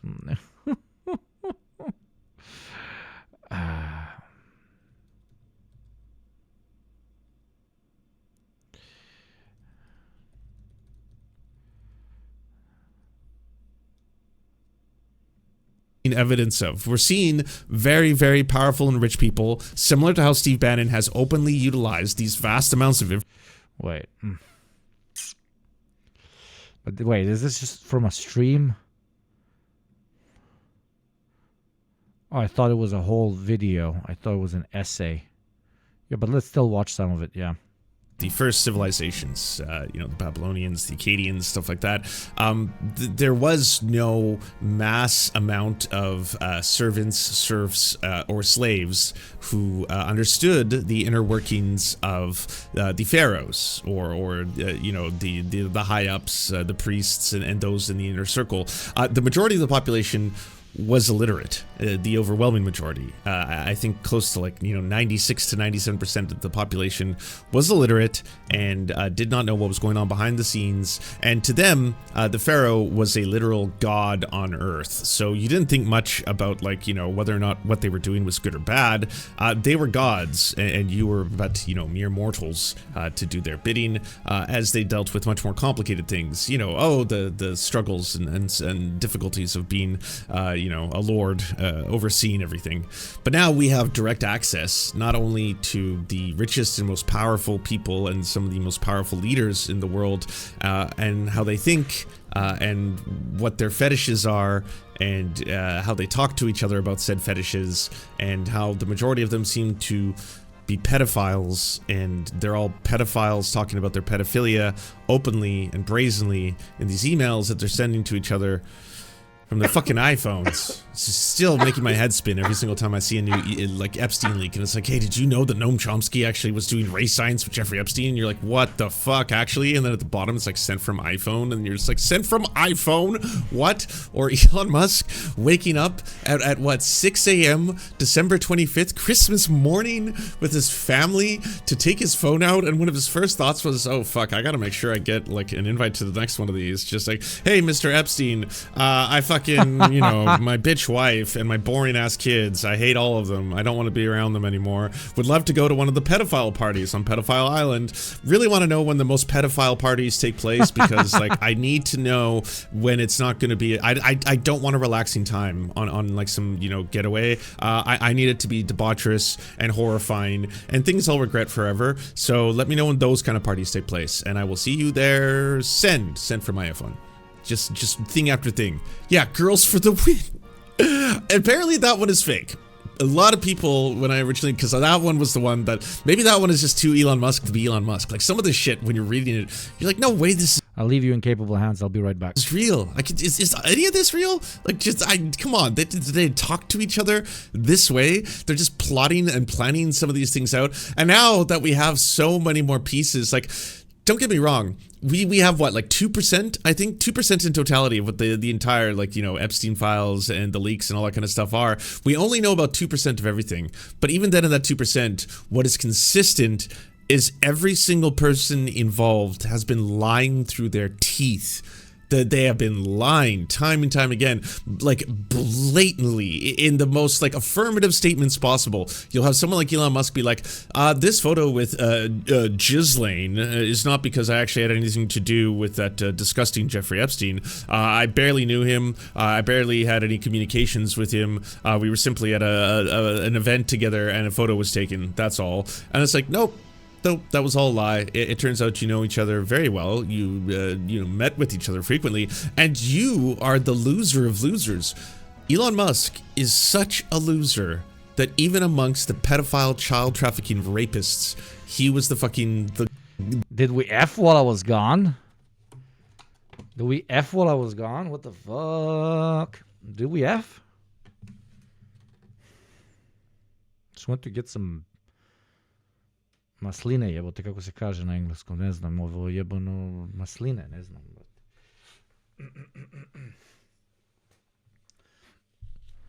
We have an F.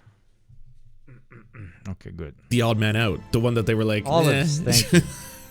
He was goddamn begging over and over, please take me to Pedophile Island, I really want to go.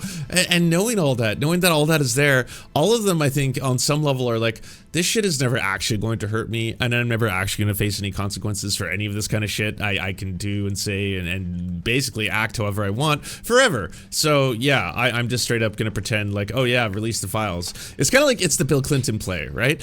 Bill Clinton, goddamn, that man, the fact that it was shocking to me in the last election cycle, even as a Canadian, to watch that, the DNC was still comfortable. bringing him out and like, you know, using him as a brand and a name and having him speak and having his wife there and having them both talk, like, you know, I guess the whole war criminal shit, no one really cares about that, but the pedophile stuff is pretty bad, and there's a lot of it, and you probably should not have that man but no, oh, he's going to be there and he's going to be condescending there. Here is Bill Clinton, as he is now wanting to talk down to everybody about how they don't understand real history, and you have to understand that Hamas is a terrorist organization and everything the United States does is benevolent, and this is not a genocide, okay? You have to understand. You kids, calm the fuck down. Stop protesting. Just understand. You guys have been. You kids, stop talking about politics and come to me to the island. Indoctrinated by terrorists, Hamas, Hezbollah, ISIS, all that stuff has just infected your brains. No, you're a massive rapist pedophile, and no one should ever have to listen to you. You should be in jail, Bill Clinton, forever. You should not be speaking publicly or being paid to speak publicly or endorsing anything or anyone. You should be in prison forever. And yet, here we are. Yeah. So today, I am going to be speaking quite a bit about the Epstein files. I apologize to anyone who's not interested in the Epstein files. I've just been online for so long, and I've witnessed the worst of the worst in terms of, you know, 4chan, Gamergate, r/poll, Pizzagate, QAnon, all this stuff for years. Legend. Shout out again, Surfs TV on Twitch. Go and give them a follow. What's this? RM on this. 2 days old. Jesus Christ. That's fucking ancient. Okay, we have new. Hey,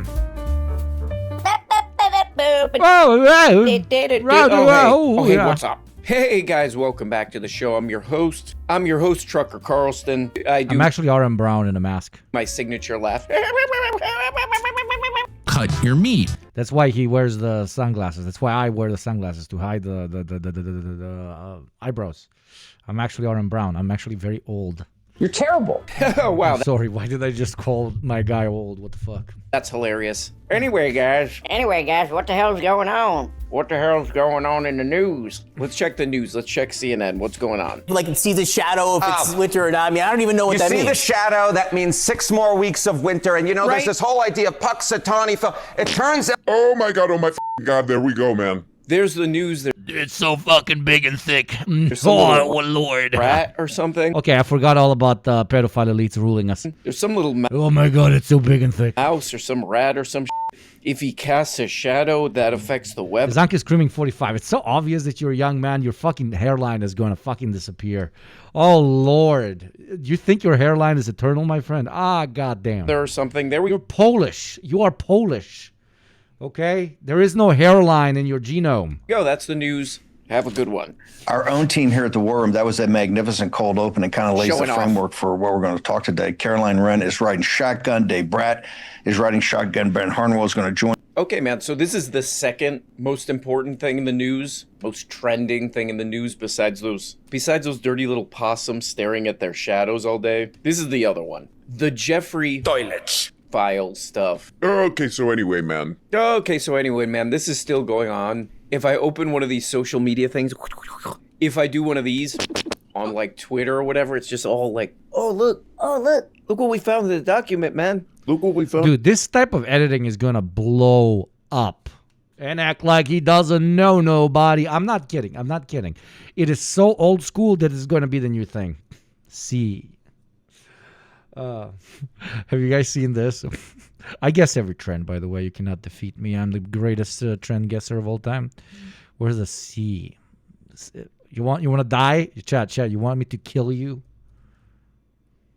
You want me to kill you? Watch this.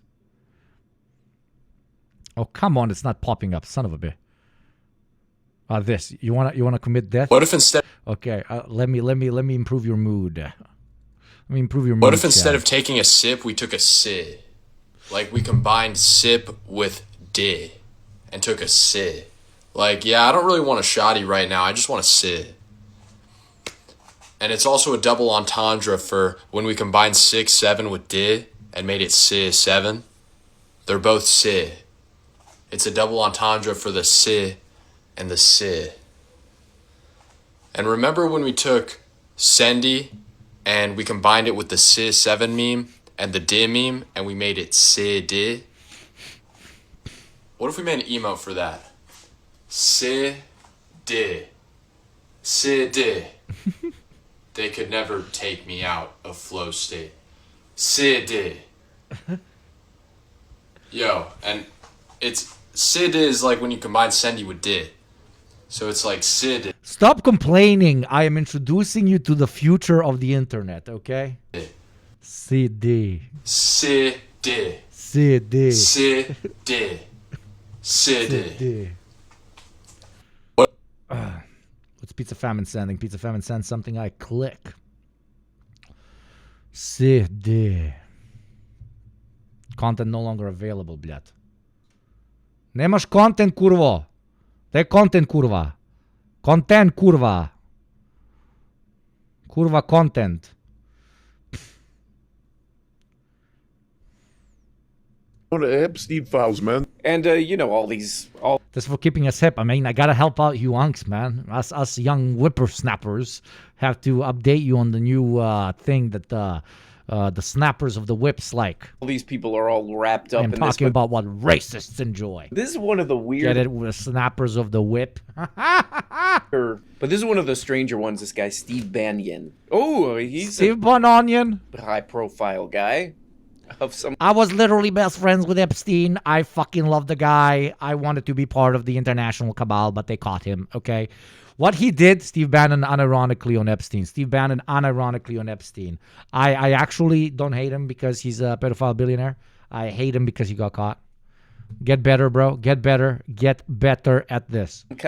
Some interesting emails came out with him involved. So I went and I watched some of his show. I was like, what the hell does he do all day? What the hell? Speaking of raccoons that look like they just came out to look at their shadow, what the hell does he do all day? And he does this show that I guess you have to watch on his website or Rumble or something. I couldn't find this on YouTube.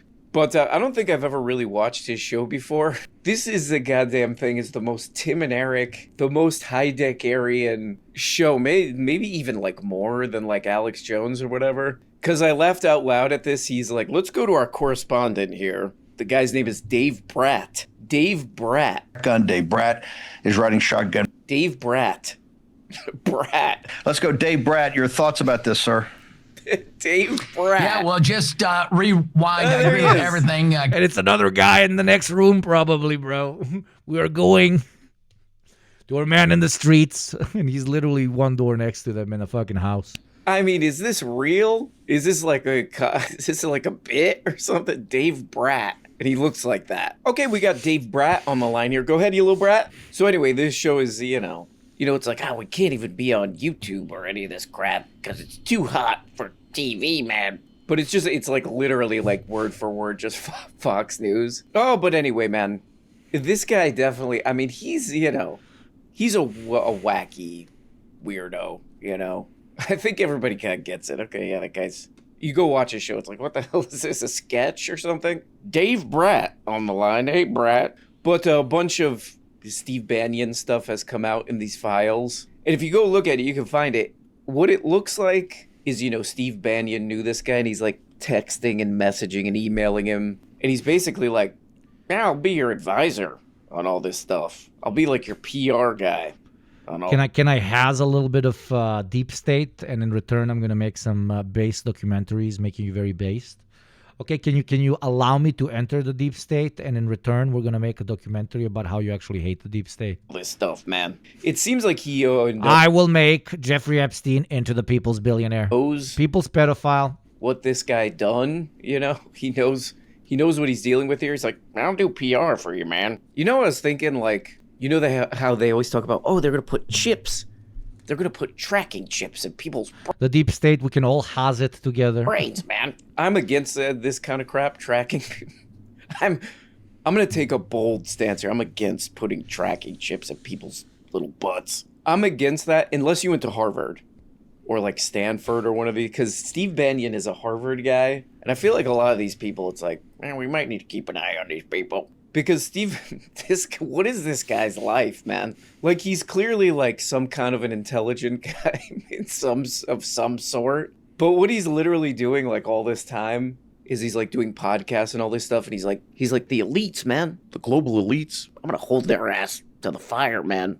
These are sicko global elites, yada yada yada. And like literally at the same time, he's like, here's the most worst version of a global elite. I'm gonna help him out. I'm gonna do PR for that guy. And he's like texting him. Like I picture Steve Bannon, he goes on his podcast, he's like, these global elites, man, they're sick. I went to Harvard, by the way. They're these sickos. He's like, hold on a second. Just let the camera keep running. I gotta text somebody. Hey, Jeffrey Epstein. You know, it's literally, that's this guy's life. So, you know, I tuned in. What is it called? His show is called The Pendejo Room. I was hoping he would like address this. I don't know what I was thinking. He's just talking a little. So we're ruled by deep state satanic pedophiles with the sophistication of Wayne's World, worst timeline.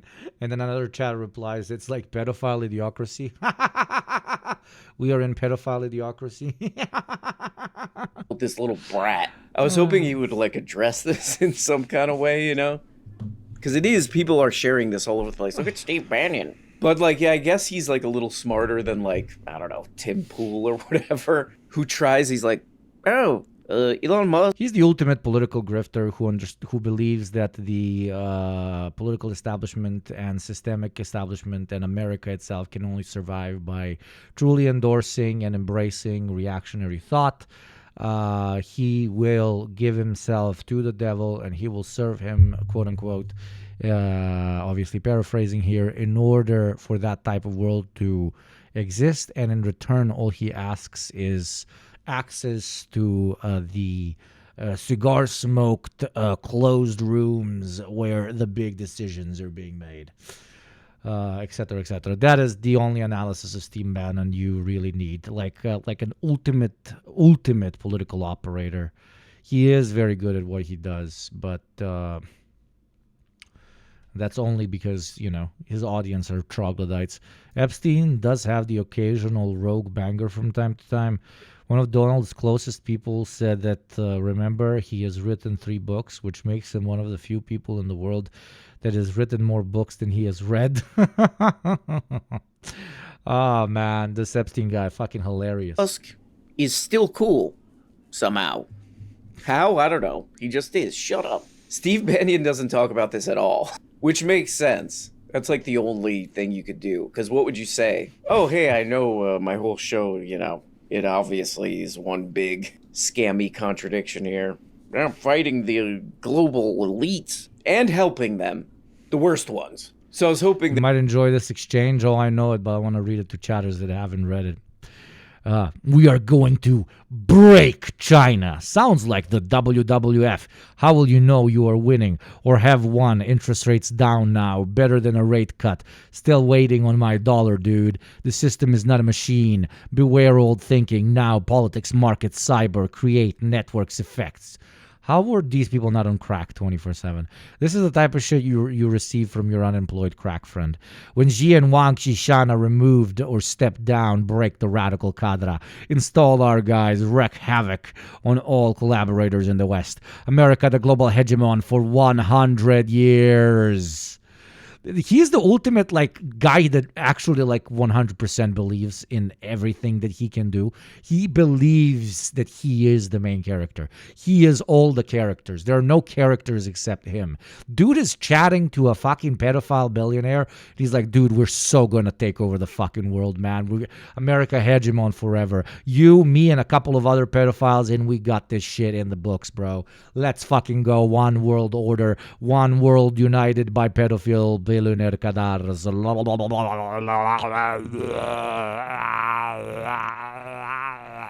There'd be something funny in here. Like literally the only defense he could do is like, we must defend Western civilization for the onslaught of the goddamn fucking filthy ass looking, weird ass looking Asians. We must defend our way of life, which is fucking children. Someone took my phone. We have reached hour 2. If you too want to defend your world against Western pedophilia billionaires, then consider subscribing to the ultimate channel that fights against Western pedophilia billionaires. I am the left's Steve Bannon. Together, me and the community I have built here, we will single-handedly crush the American State Department and instill posters of Xi Jinping on every building, on every block, on every street corner. Billionaires shall be punished. Subscribe for $6 a month for free through Prime or by paying your taxes. We have 500 people here and yet only one Westerner that has paid their taxes. If you're a Westerner and can afford to and has not paid their taxes, that kind of looks like you're supporting pedophilia. If you do not support pedophilia and happen to be a wealthy Westerner that can afford to pay their Western taxes, do consider doing so now. For now, we only have one non-pedophilic Westerner with enough money to pay their taxes. But we have plenty of developing world chatters such as Adrian is online. Thank you very much for paying your developing world taxarino. You know what to do, chat? If you don't want me to call you a dirty pedo. Also, it's the beginning of the month, so now the numbers of subs are going to go down like crazy. And you should subscribe so it doesn't go down like crazy. Might stimulate me to do horrible things, because apparently if you do horrible things, you succeed in this economy. Thank you, X-Criminals. I love that name. X. Chemical X was the secret concoction to helping create the perfect little girls. Professor Epstein took them then to the island. They never left. Thank you very much, Adrian. Thank you very much, Criminal. See, I got an Adrian and I got a Criminal. Another RevChem Redox. 5, developing world. Never got accused of pedophilia, yet paying their taxes. And all the Westerners that can afford to pay their taxes, real quiet here in chat. Real fucking quiet. Shifty Pizza with the 1. Thank you very much, Shifty Pizza. Okay. Shifty Pizza giving my producer a sub. Crazy economy, bro. Crazy. Ekonomururu. Thank you. Very quiet. I'm still waiting. Very quiet. Level 4 hype train. Where are my Westerners at? Where are my non-pedophilic Westerners at? Hella fucking quiet. Hella quiet. Am I supposed to not do class analysis? Should I only do like my tribe versus the other tribe? Are Westerners just crazy? Crazy pedophiles? Here's the hush money. Thank you, RevChem. I will be quiet. Let's make that hype train pop, dude. I'm calling this the anti-pedophile hype train. Depending on how many levels it has, it will determine how many carts this hype train has, and we're gonna fill all those carts with pedophiles. The pedophile choo-choo train.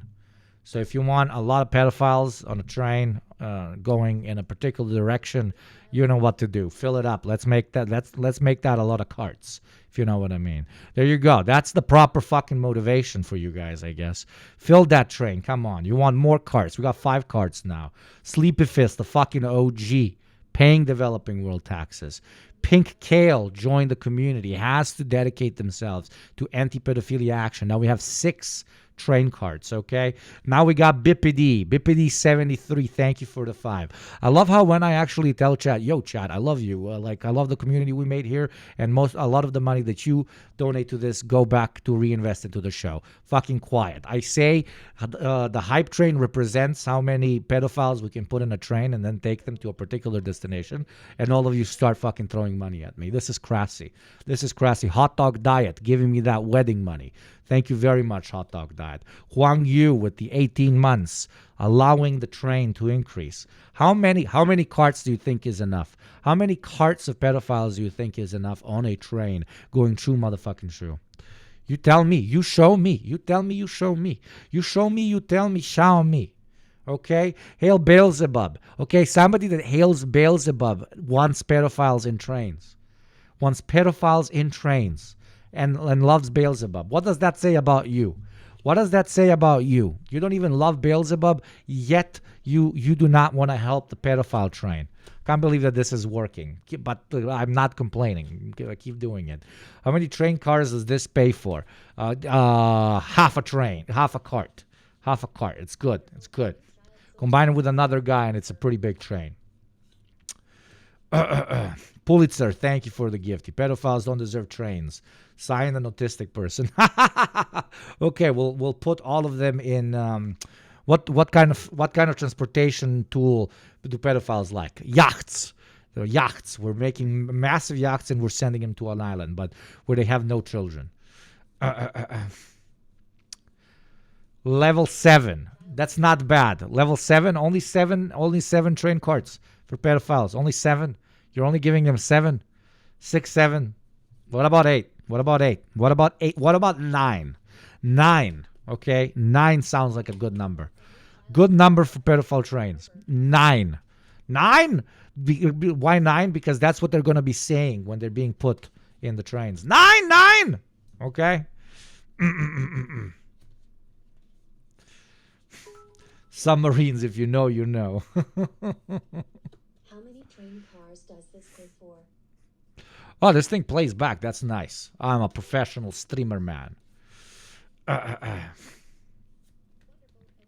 Crazy soup bucket, bro. Taxes on top of taxes. Not because you support the show, but because you love imagining this hype train as a pedophile train thing. Hail Beelzebub for the trains. Another one. Thank you, soup bucket. Thank you very much. True motherfucking true. Is that 8? Are we going to get to 9? Once a proud, intelligent Bolshevik asked an SR how it came to be that Bolshevik. What is a Bolshevik? What is a Bolshevik, chat? Wait, let me consult Twitter. I don't know what a Bolshevik is.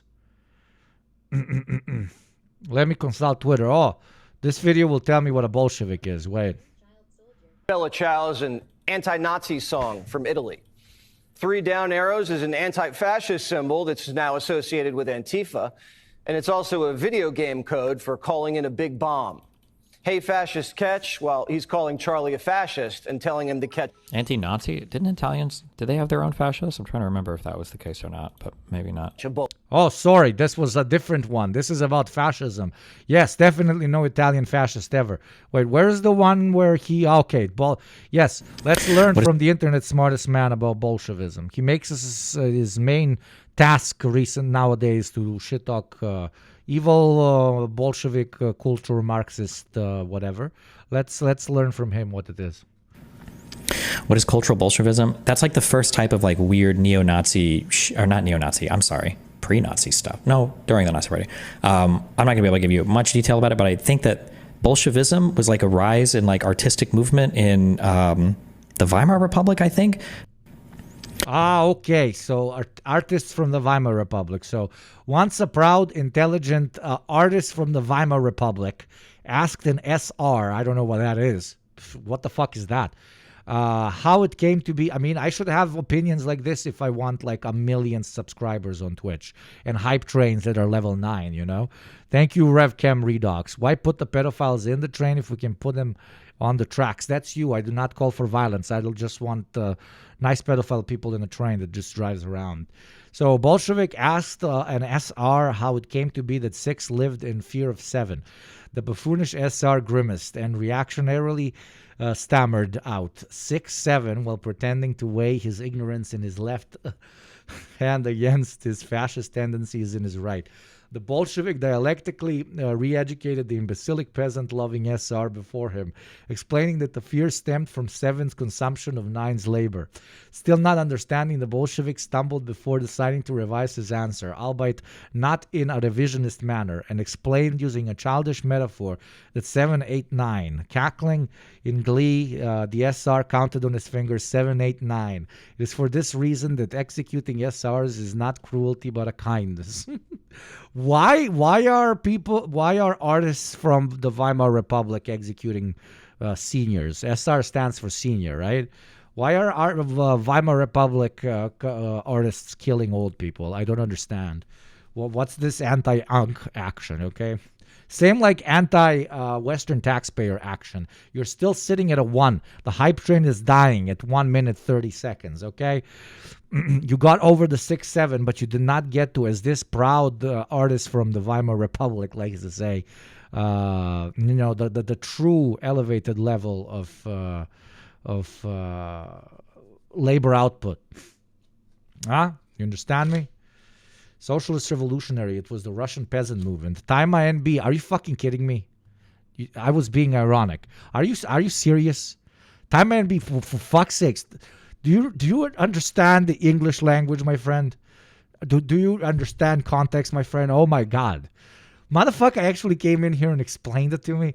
Thank you. You're sweet. You're sweet. No, it's kind.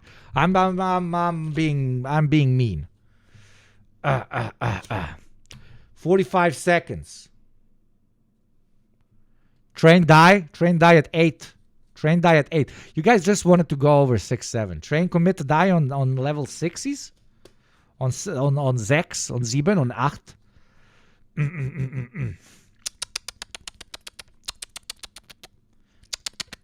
This is only for the Western taxpayers that haven't paid their taxes.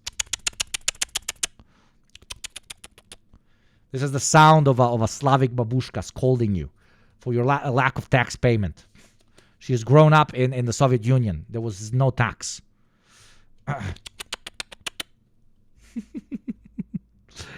God bless. Thank you for the hype train chat. Thank you for the level 8. Still pretty big train. Pretty big train. Not bad. 7 out of 10. The level 8 train is 7 out of 10. I'm going to lower your number for Gamba because our average number of taxpayers is also lowered. I'm going to talk like a typical Slav until you make until we Gamba. This chat turns into stereotypical chat, da? I wish I could have some vodka, though. Fucking dry February, son of a bitch.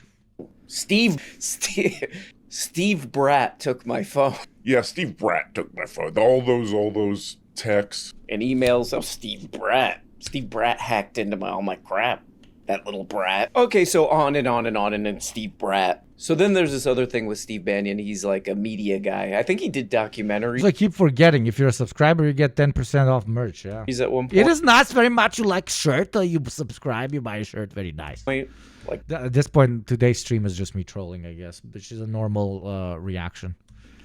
Poorly. To a little known thing is a fucking pedophile billionaire is ruling the world. Edited documentaries. So he's like I'm a media guy, dude. Okay. He should do a documentary about Steve Bratt.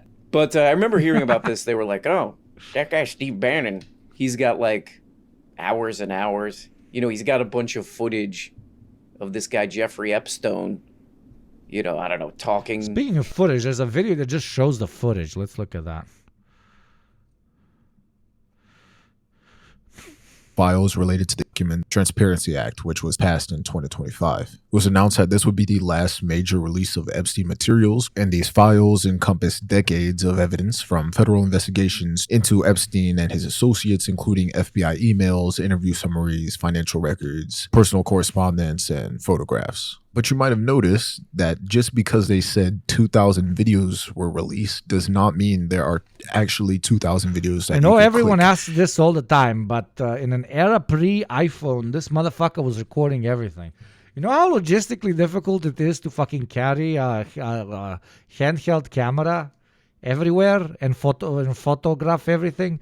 This is pre-digital cameras, blood. Like you have to wind that shit and then you have to go and develop the actual film and watch in a browser. Most of these files are not safe, legal, or appropriate to actually publish in a viewable form, or technically they're not presented in an easy, watchable way. Like, I feel like some of these videos are just MP4s that are embedded within emails that nobody can open in the first place. So over the last... Obviously, yes, the answer is because he used this material in order to garner political power and money and so on, blah, blah, blah. He used it against the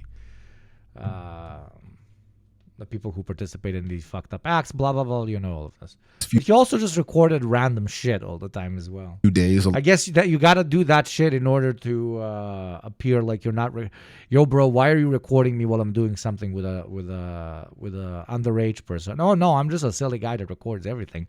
Don't worry. This will definitely not turn into the biggest case in history in 10 years. A lot of people have been digging through these document releases, the emails, the court filings, the summaries, and the names. And that part part is already getting heavily covered, but what I hadn't really seen been covered is the footage. I mean, I expected to see something, not even if it exists, but if it was actually released and what form it was in. And most people can't find it, which is why you're mostly seeing inventories and photos instead of actual playable videos. But that's what this video is. I went through the footage records themselves. You have to go through a maze and then sell your soul to the DOJ to actually view any of this. And I'm also putting the files in a doc, and they're all linked by the DOJ, so it's not like sketchy. And I just want to be clear that I'm not showing any explicit material. However, all the footage you're going to be seeing here is verifiable and it's real. It's not AI. You're going to see a lot of black boxes. I'm not the one that put them there. They were put there to protect the identity of the victims. And if I'm showing you a video and anytime the sound cuts out, that was also not me. It was done to protect the voice of the victim in the video.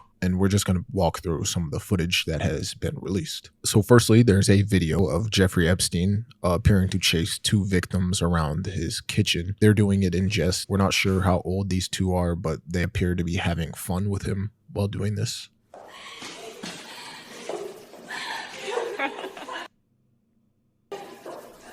It's crazy how, because now we know what kind of a piece of shit he is, we contextualize everything through the prism of his piece of shit levels.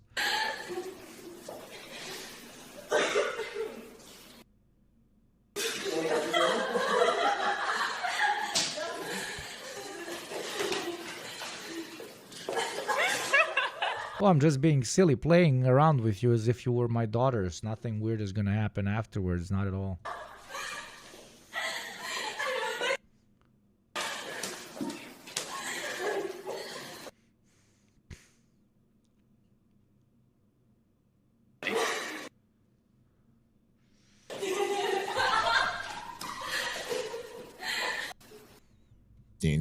Dance. There's we get to see Epstein dancing. Around a 20-second video of Epstein dancing with what appears to be one of his victims, which is interesting to see. Up to now, there's been barely any footage of Jeffrey Epstein besides, court trial. Jesus, you really love that quarter zip. Holy fuck. And news reports and whatnot. So it's interesting to see part of his personality here, but it's also... And oh my god, the dance moves are, wow. Really weird given the context.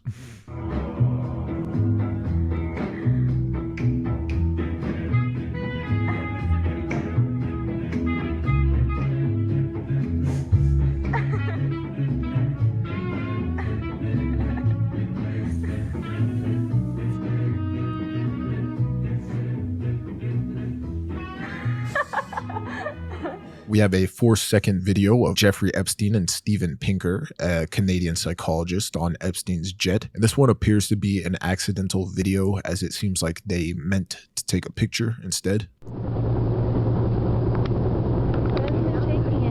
Now, as to why Steven Pinker, a well-known cognitive psychologist and public intellectual, would appear with Epstein is beyond me. His connections to Epstein could be academic or criminal, but it also could be both. We do know Epstein aggressively embedded himself in elite academic circles, especially Harvard, MIT, Santa Fe Institute, and the Edge Foundation, and Pinker was a part of this ecosystem, as we know that Epstein loved to present himself as a science philanthropist. Exactly, and that's why he loved collecting them like little Pokemon.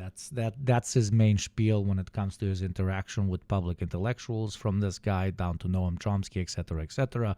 When you got those guys around you, when you can literally quote them, when you can literally tell somebody else, yo, I can connect you with this dude, immediately your the way you're perceived as when giving opinions and hot takes on the economy, the state of the world, increases as well.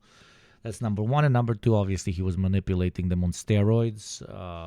Sometimes they were willingly manipulated, sometimes they weren't, because he considered himself, a member of this super class that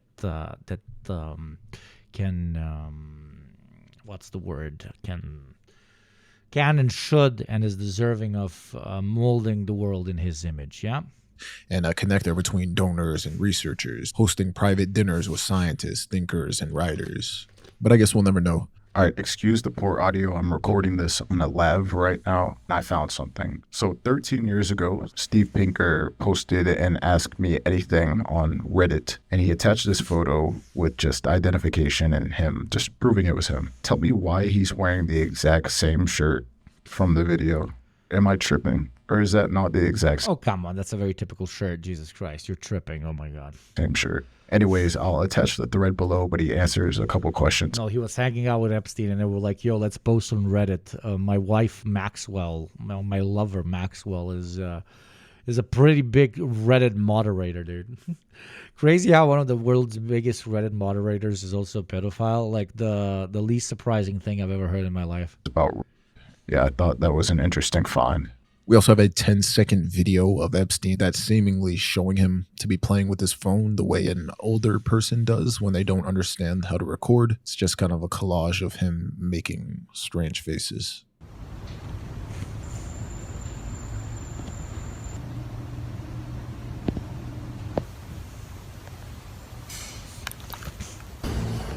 We have a video of Jeffrey Epstein with Jack Lang, the former French Minister of Education and the current president of the Arab World Institute. He was also the former Minister of Culture twice. And as to why Epstein was associated with Jack Lang, we'll never know. However, we do know that Jack Lang himself moved in international arts, education, and diplomatic circles where Epstein, again, presented himself as a wealthy patron of culture. However, there is no evidence that Lang received money from Epstein or even visited his island or is even named in any victim testimony. Yeah, that's whatever. Like, the fuck? They took a photo outside in the middle of Paris. Like, we shouldn't be insane about this, right, chat? Like, we shouldn't be fucking insane.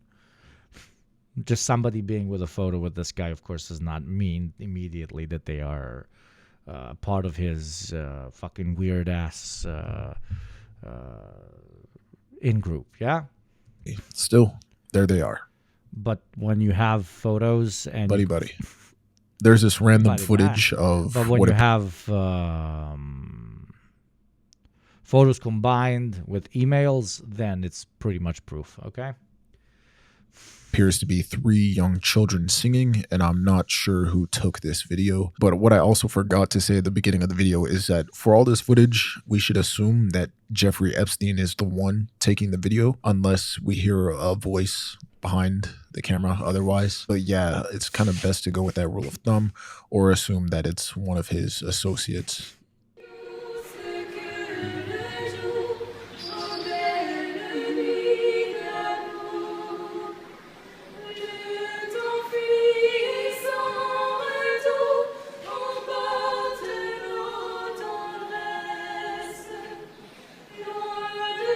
Patron of the arts, eh? Be surrounded by lots of baked goods.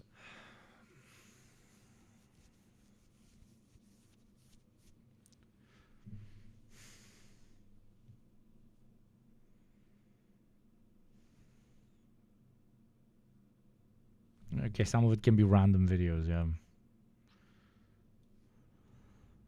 Assaulted. Okay, so Darren and I are sitting here. You can hear the echo. I'm pretending I'm talking to Darren. So, hi Darren. So Sarah and Nadia, are you guys having a good time? You can see I have a little sore on my face that I got from some black guy trying to kiss me. It's really... Wait, what? You can see I have a little sore on my face that I got from some black guy trying to kiss me. Like I'm some black guy trying to kiss me? Can somebody... What? Does he mean you get sores on your face? He was racist, by the way. Now it's proven he was very racist. Dropped the N-bomb all the time, did not want black women around him and so on. But, what? Please help me? Like some black guy tried to kiss me. Yeah, that sounds fucking racist. I don't know. It's really disgusting. From some guy, black guy trying to kiss me, it's very disgusting. I know that after we realized he is a pedophile, like racism, you know, doesn't boom as much, but it should boom always, no matter the context. Oh, it's really, oh. Anyway, I have pictures up on the wall. I had to borrow the Scotch tape to get the pictures on the wall. I'll talk to you guys later. And we also have a full interview of Jeffrey Epstein with Steve Bannon, which I'm not going to play the whole thing. It's an hour, and you could find this on YouTube. And there's also helicopter footage of the arrest of Ghislaine Maxwell. Now, one of the bigger videos I wanted to get into was the Prince Andrew footage. So there's around 1 second of... That one looks so bad. That one looks so fucking bad. And it could be out of context. It could be in context. But in the context of this guy being a virulent pedophile, it is wow. And in the context of like probably either Maxwell or Epstein snapping this, knowing exactly what they're doing, like holy shit, I got a prince on all fours on top of a female. Holy fucking shit. What we see is Prince Andrew over a very young victim who is clearly a minor. And there's also another video without... Oof, especially if we have evidence that it's a minor, holy fuck. Prince Andrew, which is a short video of a young girl who's also clearly a minor wearing a school uniform, and she appears in multiple videos, and it's very disturbing to say the least. However, what I found is that this footage matches exactly with the room that Prince Andrew was in with the other victim. This is also kind of one of the reasons I wanted to make this video. I have no idea what this room is, and I haven't gone through the thousands of photos yet to match anything. I had to comb through hundreds of clips of footage, so if anyone recognizes it, if anyone recognizes anything throughout this video, it would be nice for you to point it out in the comment section, or even just speculate. There's around a 51-second video of a man recording a young woman playing with a dog, and the dog ends up humping this woman. But I don't know who this man is. He's shown at the very end of the footage. I'm not going to show the weird part, but here, you could look for yourself and... this fucking dog is a pedophile. Figure out who this guy is. I'm sorry, that was uncalled for, but... a 54-second video of what appears to be two women in an airport or a subway, some type of public transportation building. The dog is on the Epstein list. They seem to be talking. I'm assuming Jeffrey Epstein is the one recording again. And you can't really hear what they're saying. They're kind of whispering. One from Shannon has arrived.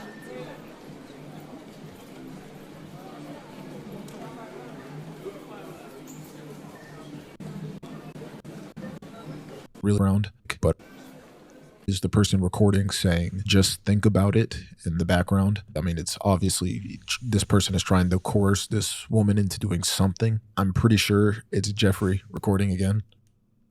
Just think about it. Just think about it. There's around a 1-minute video of what but it came looks to be people gathered in a room for a presentation, which is interesting because of the redactions here. So usually you're not going to see the redactions if there's a group of strangers. So clearly there's a couple people or either several people who are considered Jeffrey Epstein's victims, and they all appear to be watching some kind of presentation that's going on through this projector. I'm not sure, the audio is muted, and that's not my choice, but... Motherfucker doesn't have a single video in which he doesn't have victims. That's what we have. Everybody he interacted with eventually was victimized. A minute. That is what the censorship implies, at least. I can neither confirm nor deny. Of this. There's a video of a young woman having her picture taken, either next to a mirror or a painting, and you could hear the guy behind the camera, who we're assuming is Jeffrey Epstein, saying, "Look a little happier." I've yet to see anything that resembles this room in any pictures. Again, I still haven't gone through the pictures yet, and after having to go through all the videos, I don't think I want to. Look a little happier. Look a little happier. Jesus fucking Christ. Do you want me to fucking contextualize this? I don't think you want me to. All I'm going to say is commodification. I'll say that. There's around a 2-second video of Jeffrey Epstein taking a video of a victim in front of his desk. You're going to see this desk a lot. This is his desk. There's several videos of Epstein filming victims. Why the fuck does he have like 4 pairs of glasses? While he's sitting in his chair. But in this one, this around 2 seconds, you could hear him say, "You could smile, it's okay." You can smile, it's okay. You can smile, it's okay. Again, another video of Epstein behind his desk, except there's a young lady beside him, and Jesus, okay, this is very dark. This is very dark. This is very dark. he is filming her. It's around 1 second. There's a video of a young woman in a hotel getting what appears to be room service in her bed. It's around 14 seconds, and they're speaking an unknown language, so if anyone could translate, that would be appreciated.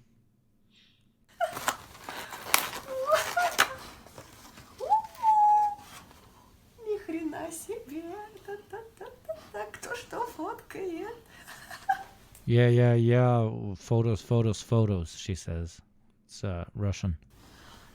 There's a 20-second video of... I think she's maybe referring to that she's being photographed, or that she wants to photograph the food. I'm not sure.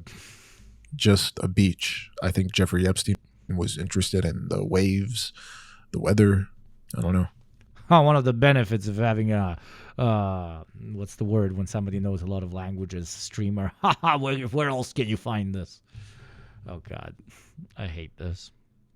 2 hours, 30 minutes, subscribe, pay your taxes. Still only one Westerner who is not a pedophile in chat that has paid their taxes. I call upon all others to do so. Increase those numbers. Those are rookie numbers. And maybe we can gamba so that we do a little of a degenerate hour and forget about these real fucking degenerates. You know what to do. Polyglot, yes. FML, being a polyglot yet not knowing the word polyglot. You see, I never flex on it. Блядь.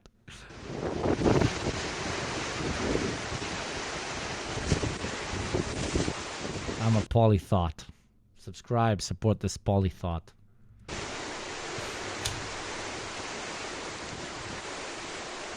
There's around a 34-second video of what appears to be a child in a store getting candy. I'm not sure who the person is filming. They're obviously a woman. You could hear their voice. But again, only victims are redacted in these videos. So sadly, you have to assume that this little girl was a victim of Jeffrey Epstein.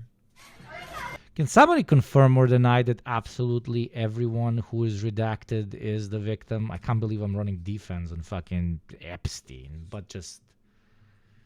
You know, it's also kind of nasty to imply that a person that might not have been assaulted has been assaulted. Absolutely not, right? So what the fuck, right? I get proper. Can somebody help me with this? Based on the other files, probably not.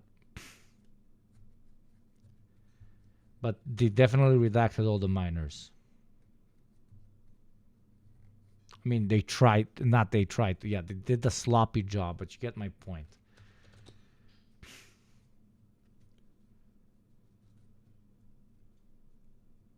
That's what's claimed by the Trump regime, but it's questionable because the names of abusers, conspirators have also been redacted. Absolutely, we know this. I'm just contextualizing for these particular videos. Is getting Or instances where the redacted ones were abusers, yeah. all the flavors of all the jellies. We already got 4 bags, but she thought it wouldn't be enough, so she's getting some more. She's very serious about it.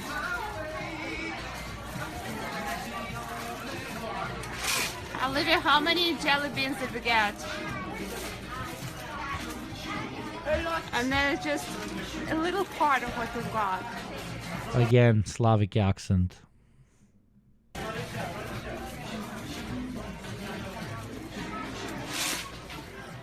Slavic accent, he is definitely not fucking Slavic. You get the fucking combination. Thousands of emails, not thousands, tens of emails proving that they, on the regular basis, got people from Central Asia, Eastern Europe, blah, blah, blah, a lot of places with Slavic accents over particularly for the purpose of abuse. So, 1 + 1. There's around a 15-second video of a man in one of Jeffrey Epstein's properties signing a blow-up doll. I'm not sure who this man is. It's definitely not Jeffrey Epstein. But this is why you guys are here.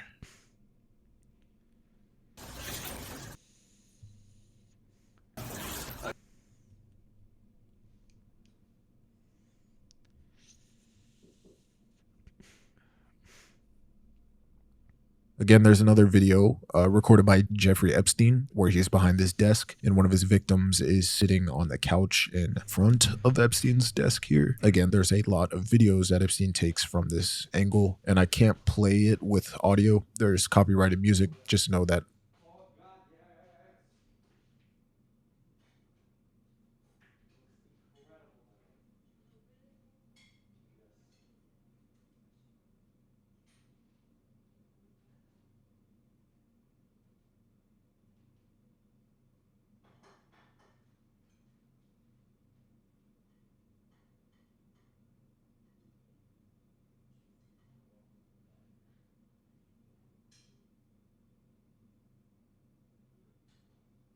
This piece of footage was one of the more interesting ones to me. It just appears to be 17 seconds of a random cabin in the woods with absolutely no civilization in sight. It's very interesting.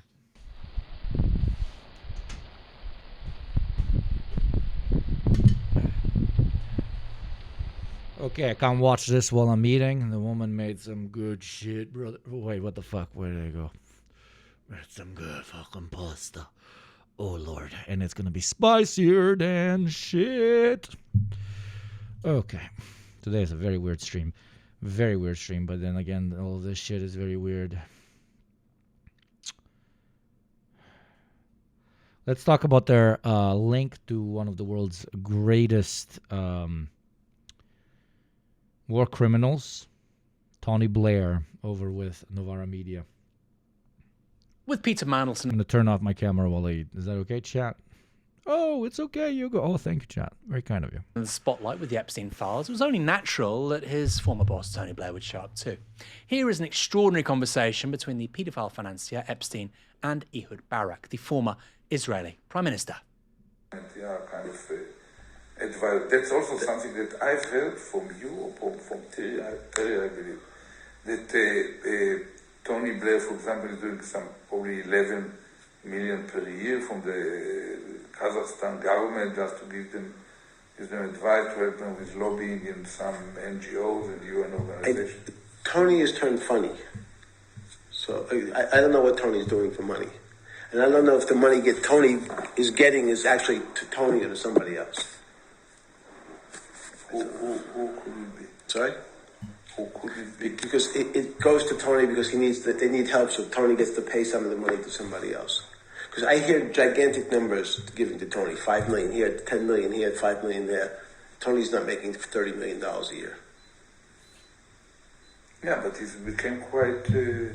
I can judge from the style of his watches. Yes, but he's making 10 million a year. Yeah, probably. Yeah, but probably he gets the money and he leaves some of it with others. Yeah, probably some of the providers. Your eyes don't deceive you if you're watching this, by the way. You'd see that whole recording was 3 hours, 26 minutes, and it's all recorded. So clearly lots of this is to... But no, they're linked to Russia. Dude, there's like a million links of Epstein and Maxwell, who's fucking Maxwell's father literally invented Mossad, basically. And they're trying to do these like pathetic fucking psyops. It's insane. It's insane. If you're MAGA, your entire movement was created by pedophile billionaires. If you are a Zionist American, you are following pedophile billionaires' idea of what you should be following. All of this is so transparently absurdist that it's sometimes weird to even cover, because you're like, wait, am I just reading like a very badly written conspiracy article? No, I'm not. Welcome to the bad place. This pasta is amazing, by the way. Trap people and get compromat. I think that's inarguable. Tony has turned funny. I don't know if Tony is getting the money. He probably leaves it with other people. What others? What does turning funny mean? It sounds like something Robert De Niro would say in Goodfellas. He's turned funny. Sounds like a gangster. He sounds like Joe Pesci. If he's only seeing 10 million of 30 million, where is the rest going? We're quite normal people, I think, at Novara Media. I'm sure you are as well. It's not a normal thing. Well, he got 30 million, but 20 million went elsewhere. To who? Or at least, where did Epstein think the rest was going? That's the important question to ask. Today, it's widely reported that Blair is worth tens of millions of pounds, although that figure never seems to change. despite the fact that the guy has charged hundreds of thousands of pounds for a single speech for almost 20 years. Is the claim being made here that Blair is helping launder cash? I'm not saying that's the case. I just want to know what was being asserted in that recording. After all, Kazakhstan, as one example used by Epstein, has often been used as a laundromat to clean Russian money. And Blair started to work with the Kazakhs from 2008, offering advice for 6 years at least, charging around £5 million a year, which may be where Epstein is getting that £30 million figure from. What advice is he giving for that money? For £5 million, $7 million a year. Blair has claimed he didn't personally benefit from those deals, but the point still stands. Dude, it's not that deep. These are most likely typical consultancy money laundering schemes. Balkan Yugo here. The best way to launder money on planet Earth. Hope the local PD is not listening because I have not done that. But as you go to a larger firm of a friend, and they sign you on as a consultant. You just have to write up some sort of project. Literally, it has to have, has to exist physically, or you have to give a bunch of speeches and make sure that they're recorded, and you can agree on whatever sum. How do you actually make the cash, and why would they do it? For example, you have 10 million in cash. You need to, dirty money. You need to legalize them. You say, I will give you 2 million just for you, 20%, even though 20% is a lot. I will give you 2 million, and you pay me 8 million because you're a relatively legit company that has a lot of money. You pay me in legit money, 8 million, for the consultancy work that I'm going to do for you. They get them 2 million, you get 8 million, clean cash, life continues. Consultancy is one of the easiest ways to launder money. And arguably any physical individual can do it, as long as you have a direct connection to somebody in a larger enterprise that will be willing to do so. So if you have a lot of money to launder, that's how you can do it. Hands. Where precisely was the money going? In a way, if Blair wasn't getting it, that's an even more important question. Epstein, in this extraordinary clip, offers a theory of that. Potentially, the money was going to somebody else. Kieran, Tony's turned funny. What does that sentence mean? Yeah, I mean, it should have been scripted by... It should be in a Scorsese film, that's for sure. I have no idea what it means, but I think... I want to point to something that you... I think I'm right in saying you tweeted it the other day, Aaron, that this, bearing witness to all of this, is like beyond the left's wildest fever dream about how elites act and speak to each other behind closed doors.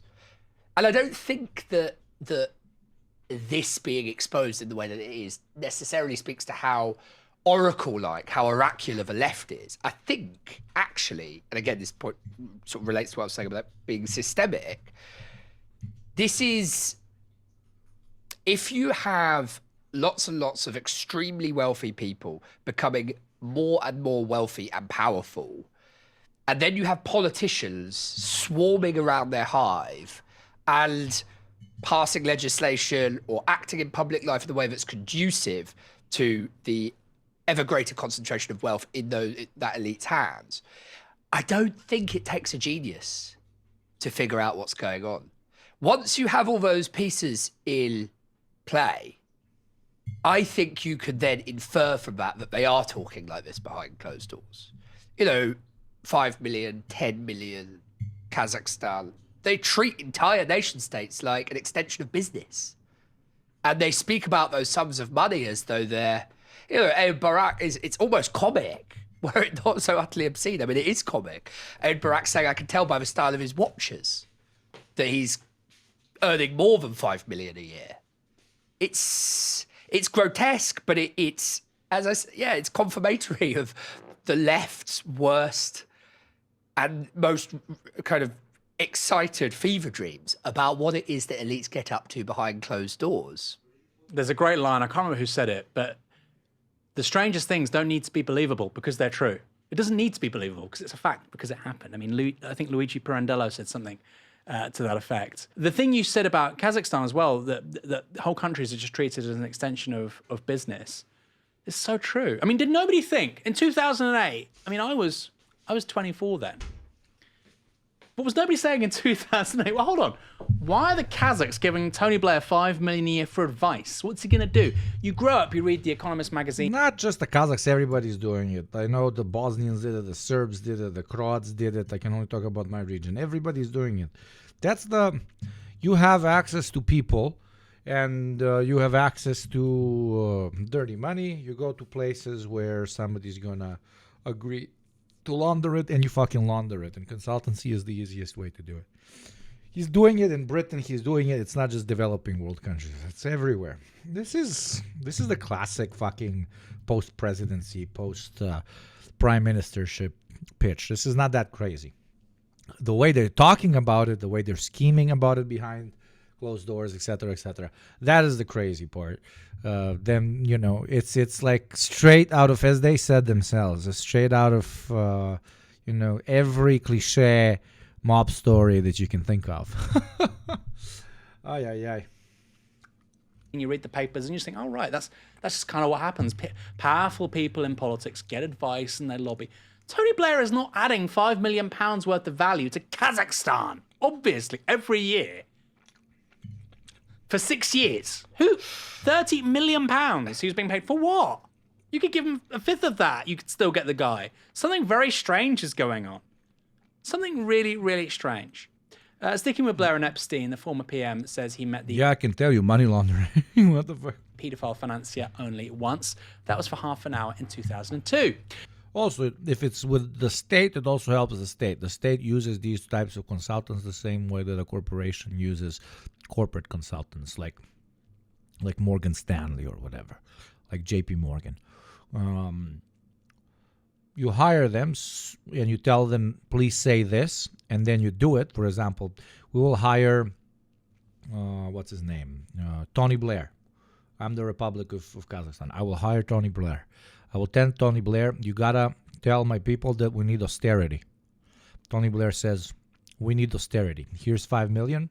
Then I start doing austerity and I tell my population, we consulted with some of the world's greatest prime ministers of all time. They said we need austerity. It's not it's not me that wants austerity. Like the superior British have come here and told us that austerity is necessary.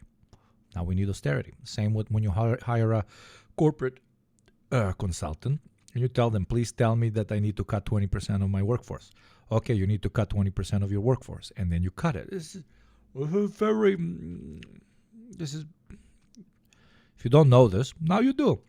But you should really know this. This is a part of adulting, like a big part of adulting. Most experts that you think are experts are just like literally rent a talking head, including probably some intellectuals that you personally like. But it seems Epstein continued to speak about access to number 10 long after that. This email is from March 2010. Remember, that's in the final months of the Brown government. It shows Mandelson's executive assistant trying to arrange a visit to Downing Street for a friend of Jeffrey Epstein's. Hi, Jeffrey. I wrecked the following for Mary in Peter Mandelson's office. Is she referring to? If so, would you like to email to double check her phone number? And then we have the sort of meat here. Hi, hope you're keeping well. Jeffrey asked Peter if his friend could have a tour of Parliament or number 10 Downing Street. But I've left a couple of messages and she hasn't come back to me. Are you able to check her contact details? So this is really key. Jeffrey asked Peter if his friend, Jeffrey Epstein's friend, could have a tour of number 10 Downing Street. This is at the end of 2010, which would appear to indicate that Epstein had high levels of access to number 10, as well as, of course, Buckingham Palace via Prince Andrew for at least a decade. Then there's this from 2011, when Epstein's PA sent herself a reminder. This is from Leslie Groff to Leslie Groff. This is before we had good project management apps and whatnot. Subject, alarm, remind Jeffrey Epstein might Woody Allen like to go to 10 Downing Street. It's like a sexual abuser extravaganza. That is fucking incredible.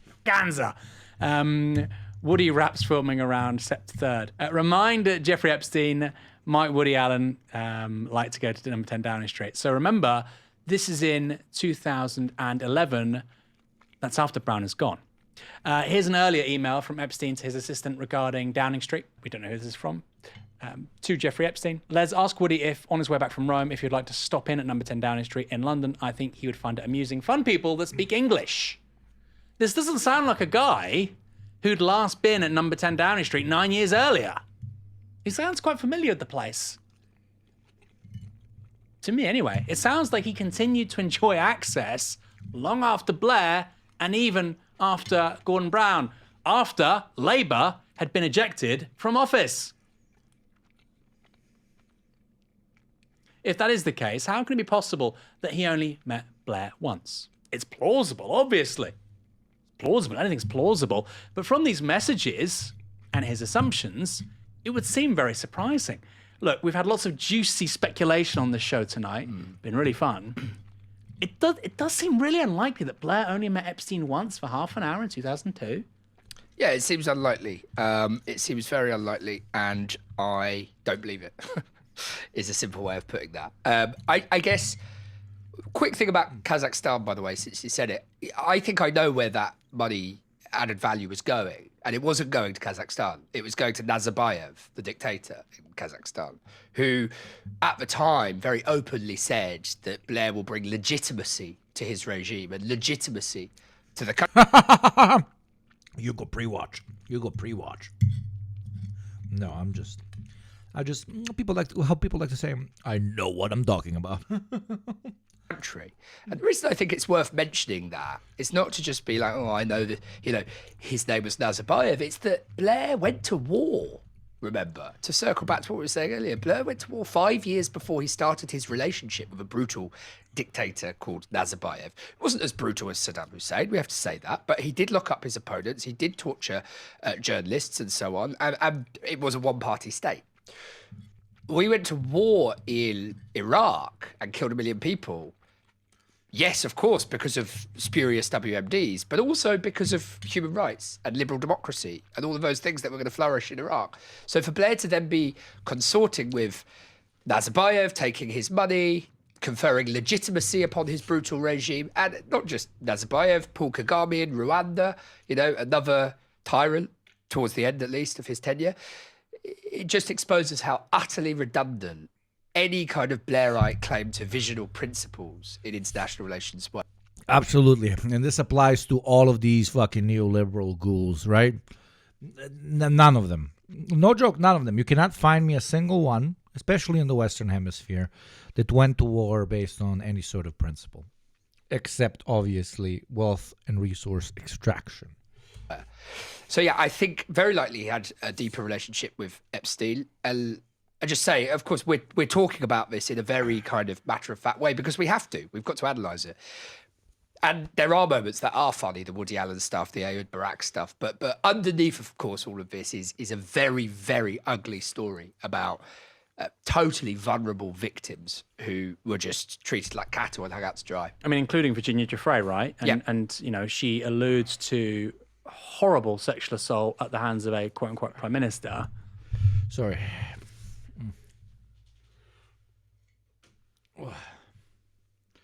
Guess what? 2 portions. 2 portions. How do we rate this one, chat? Oh, goddamn. I rated actually 9 out of 10. Woman did a great job. If you support women cooking very good, we must buy this. So you should subscribe so Yugopnik can eat very good foods. Very good foods. We are dropping subs like motherfucking flies because it's the beginning of the month and that's normal.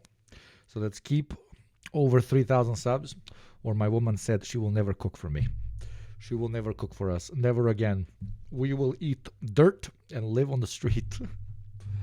Oh, yeah. But yes, reminder to pay your taxes, oil me up, support the show, all that good stuff, because we're 100% ad-free.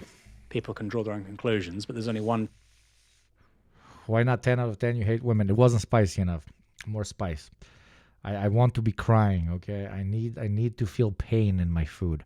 My food must give me pain. But we didn't have anything spicy, so it's my fault. I should have bought it. Prime Minister that stands out in these in this data. Subscribe because Yugopnik can't buy spicy. So far, yeah, you can draw your own conclusions there. UK libel laws Probably needs reform, right?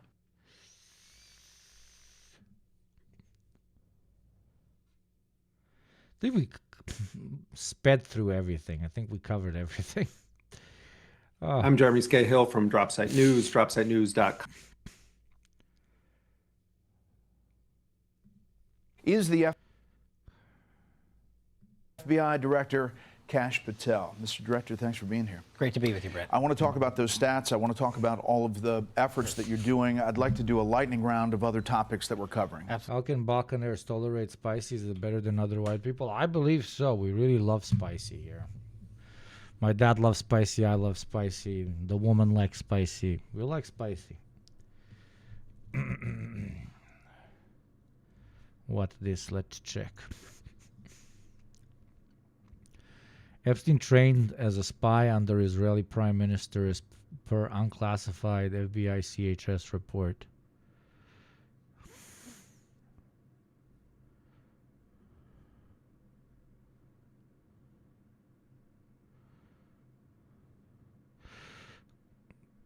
Caption confidential human source was asked by the handling agent about information she may be aware of related to improper domestic or foreign influence over the electoral process in the U.S. CHS already provided some of this information documented in previous reports, but she expanded on several matters as described below. Harvard law professor Alan Dershowitz, CHS, learned that Dershowitz influenced many students from wealthy families. Holy shit. For example, Josh Kushner and Jared Kushner were both his students. Dershowitz told CHS that if he were young again, he would be holding a stun gun as an Israeli intelligence agent. CHS believed that Dershowitz was co-opted by Mossad and subscribed to their mission. CHS still continues to communicate occasionally for Dershowitz.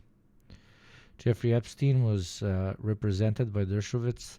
CHS remembered Dershowitz tell Alex Ocasta that Epstein belonged to both U.S. and Allied intelligence services. Oh my God. CHS shared phone calls between Dershowitz and Epstein during which she took notes. After these calls, Mossad would then call Dershowitz to debrief. Epstein was close to the former Prime Minister of Israel, Barak, and trained as a spy under him. Barak believed Netanyahu was a criminal. Saudi Arabia, Israel, and the UAE are allied against Qatar, Turkey, Iran, and Syria. One of CHS's who presumably worked asked CHS a lot of questions about Epstein. CHS became convinced that Epstein was a co-opted Mossad agent. See previous reporting. Dems presumably knew this, still give everything they can to Israel. I can barely comprehend this shit. They fucking got the American ruling class so supplicant. No, those two ruling classes are not in competition. They're the same. A fork found in butthole. Damn, son. Nobody was surprised. Where did you find this pizza famine? I mean, no, you found it here, obviously. Where did these motherfuckers find it?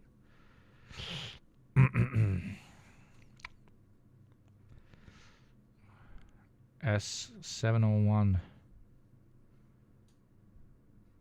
report from 2020.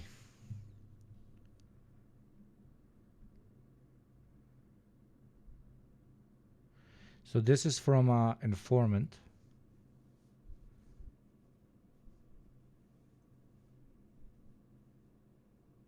We don't know who the informant is, but the way they're dropping info both on Dershowitz and Epstein sounds pretty legitimate to me.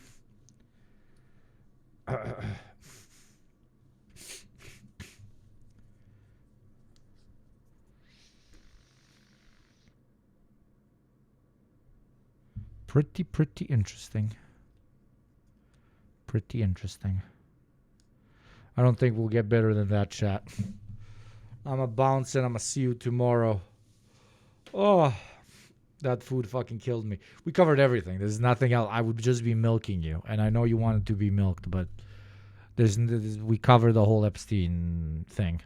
That's it. We're done. We can stop talking about Epstein now. Epstein no longer relevant. We have completed the Epstein arc.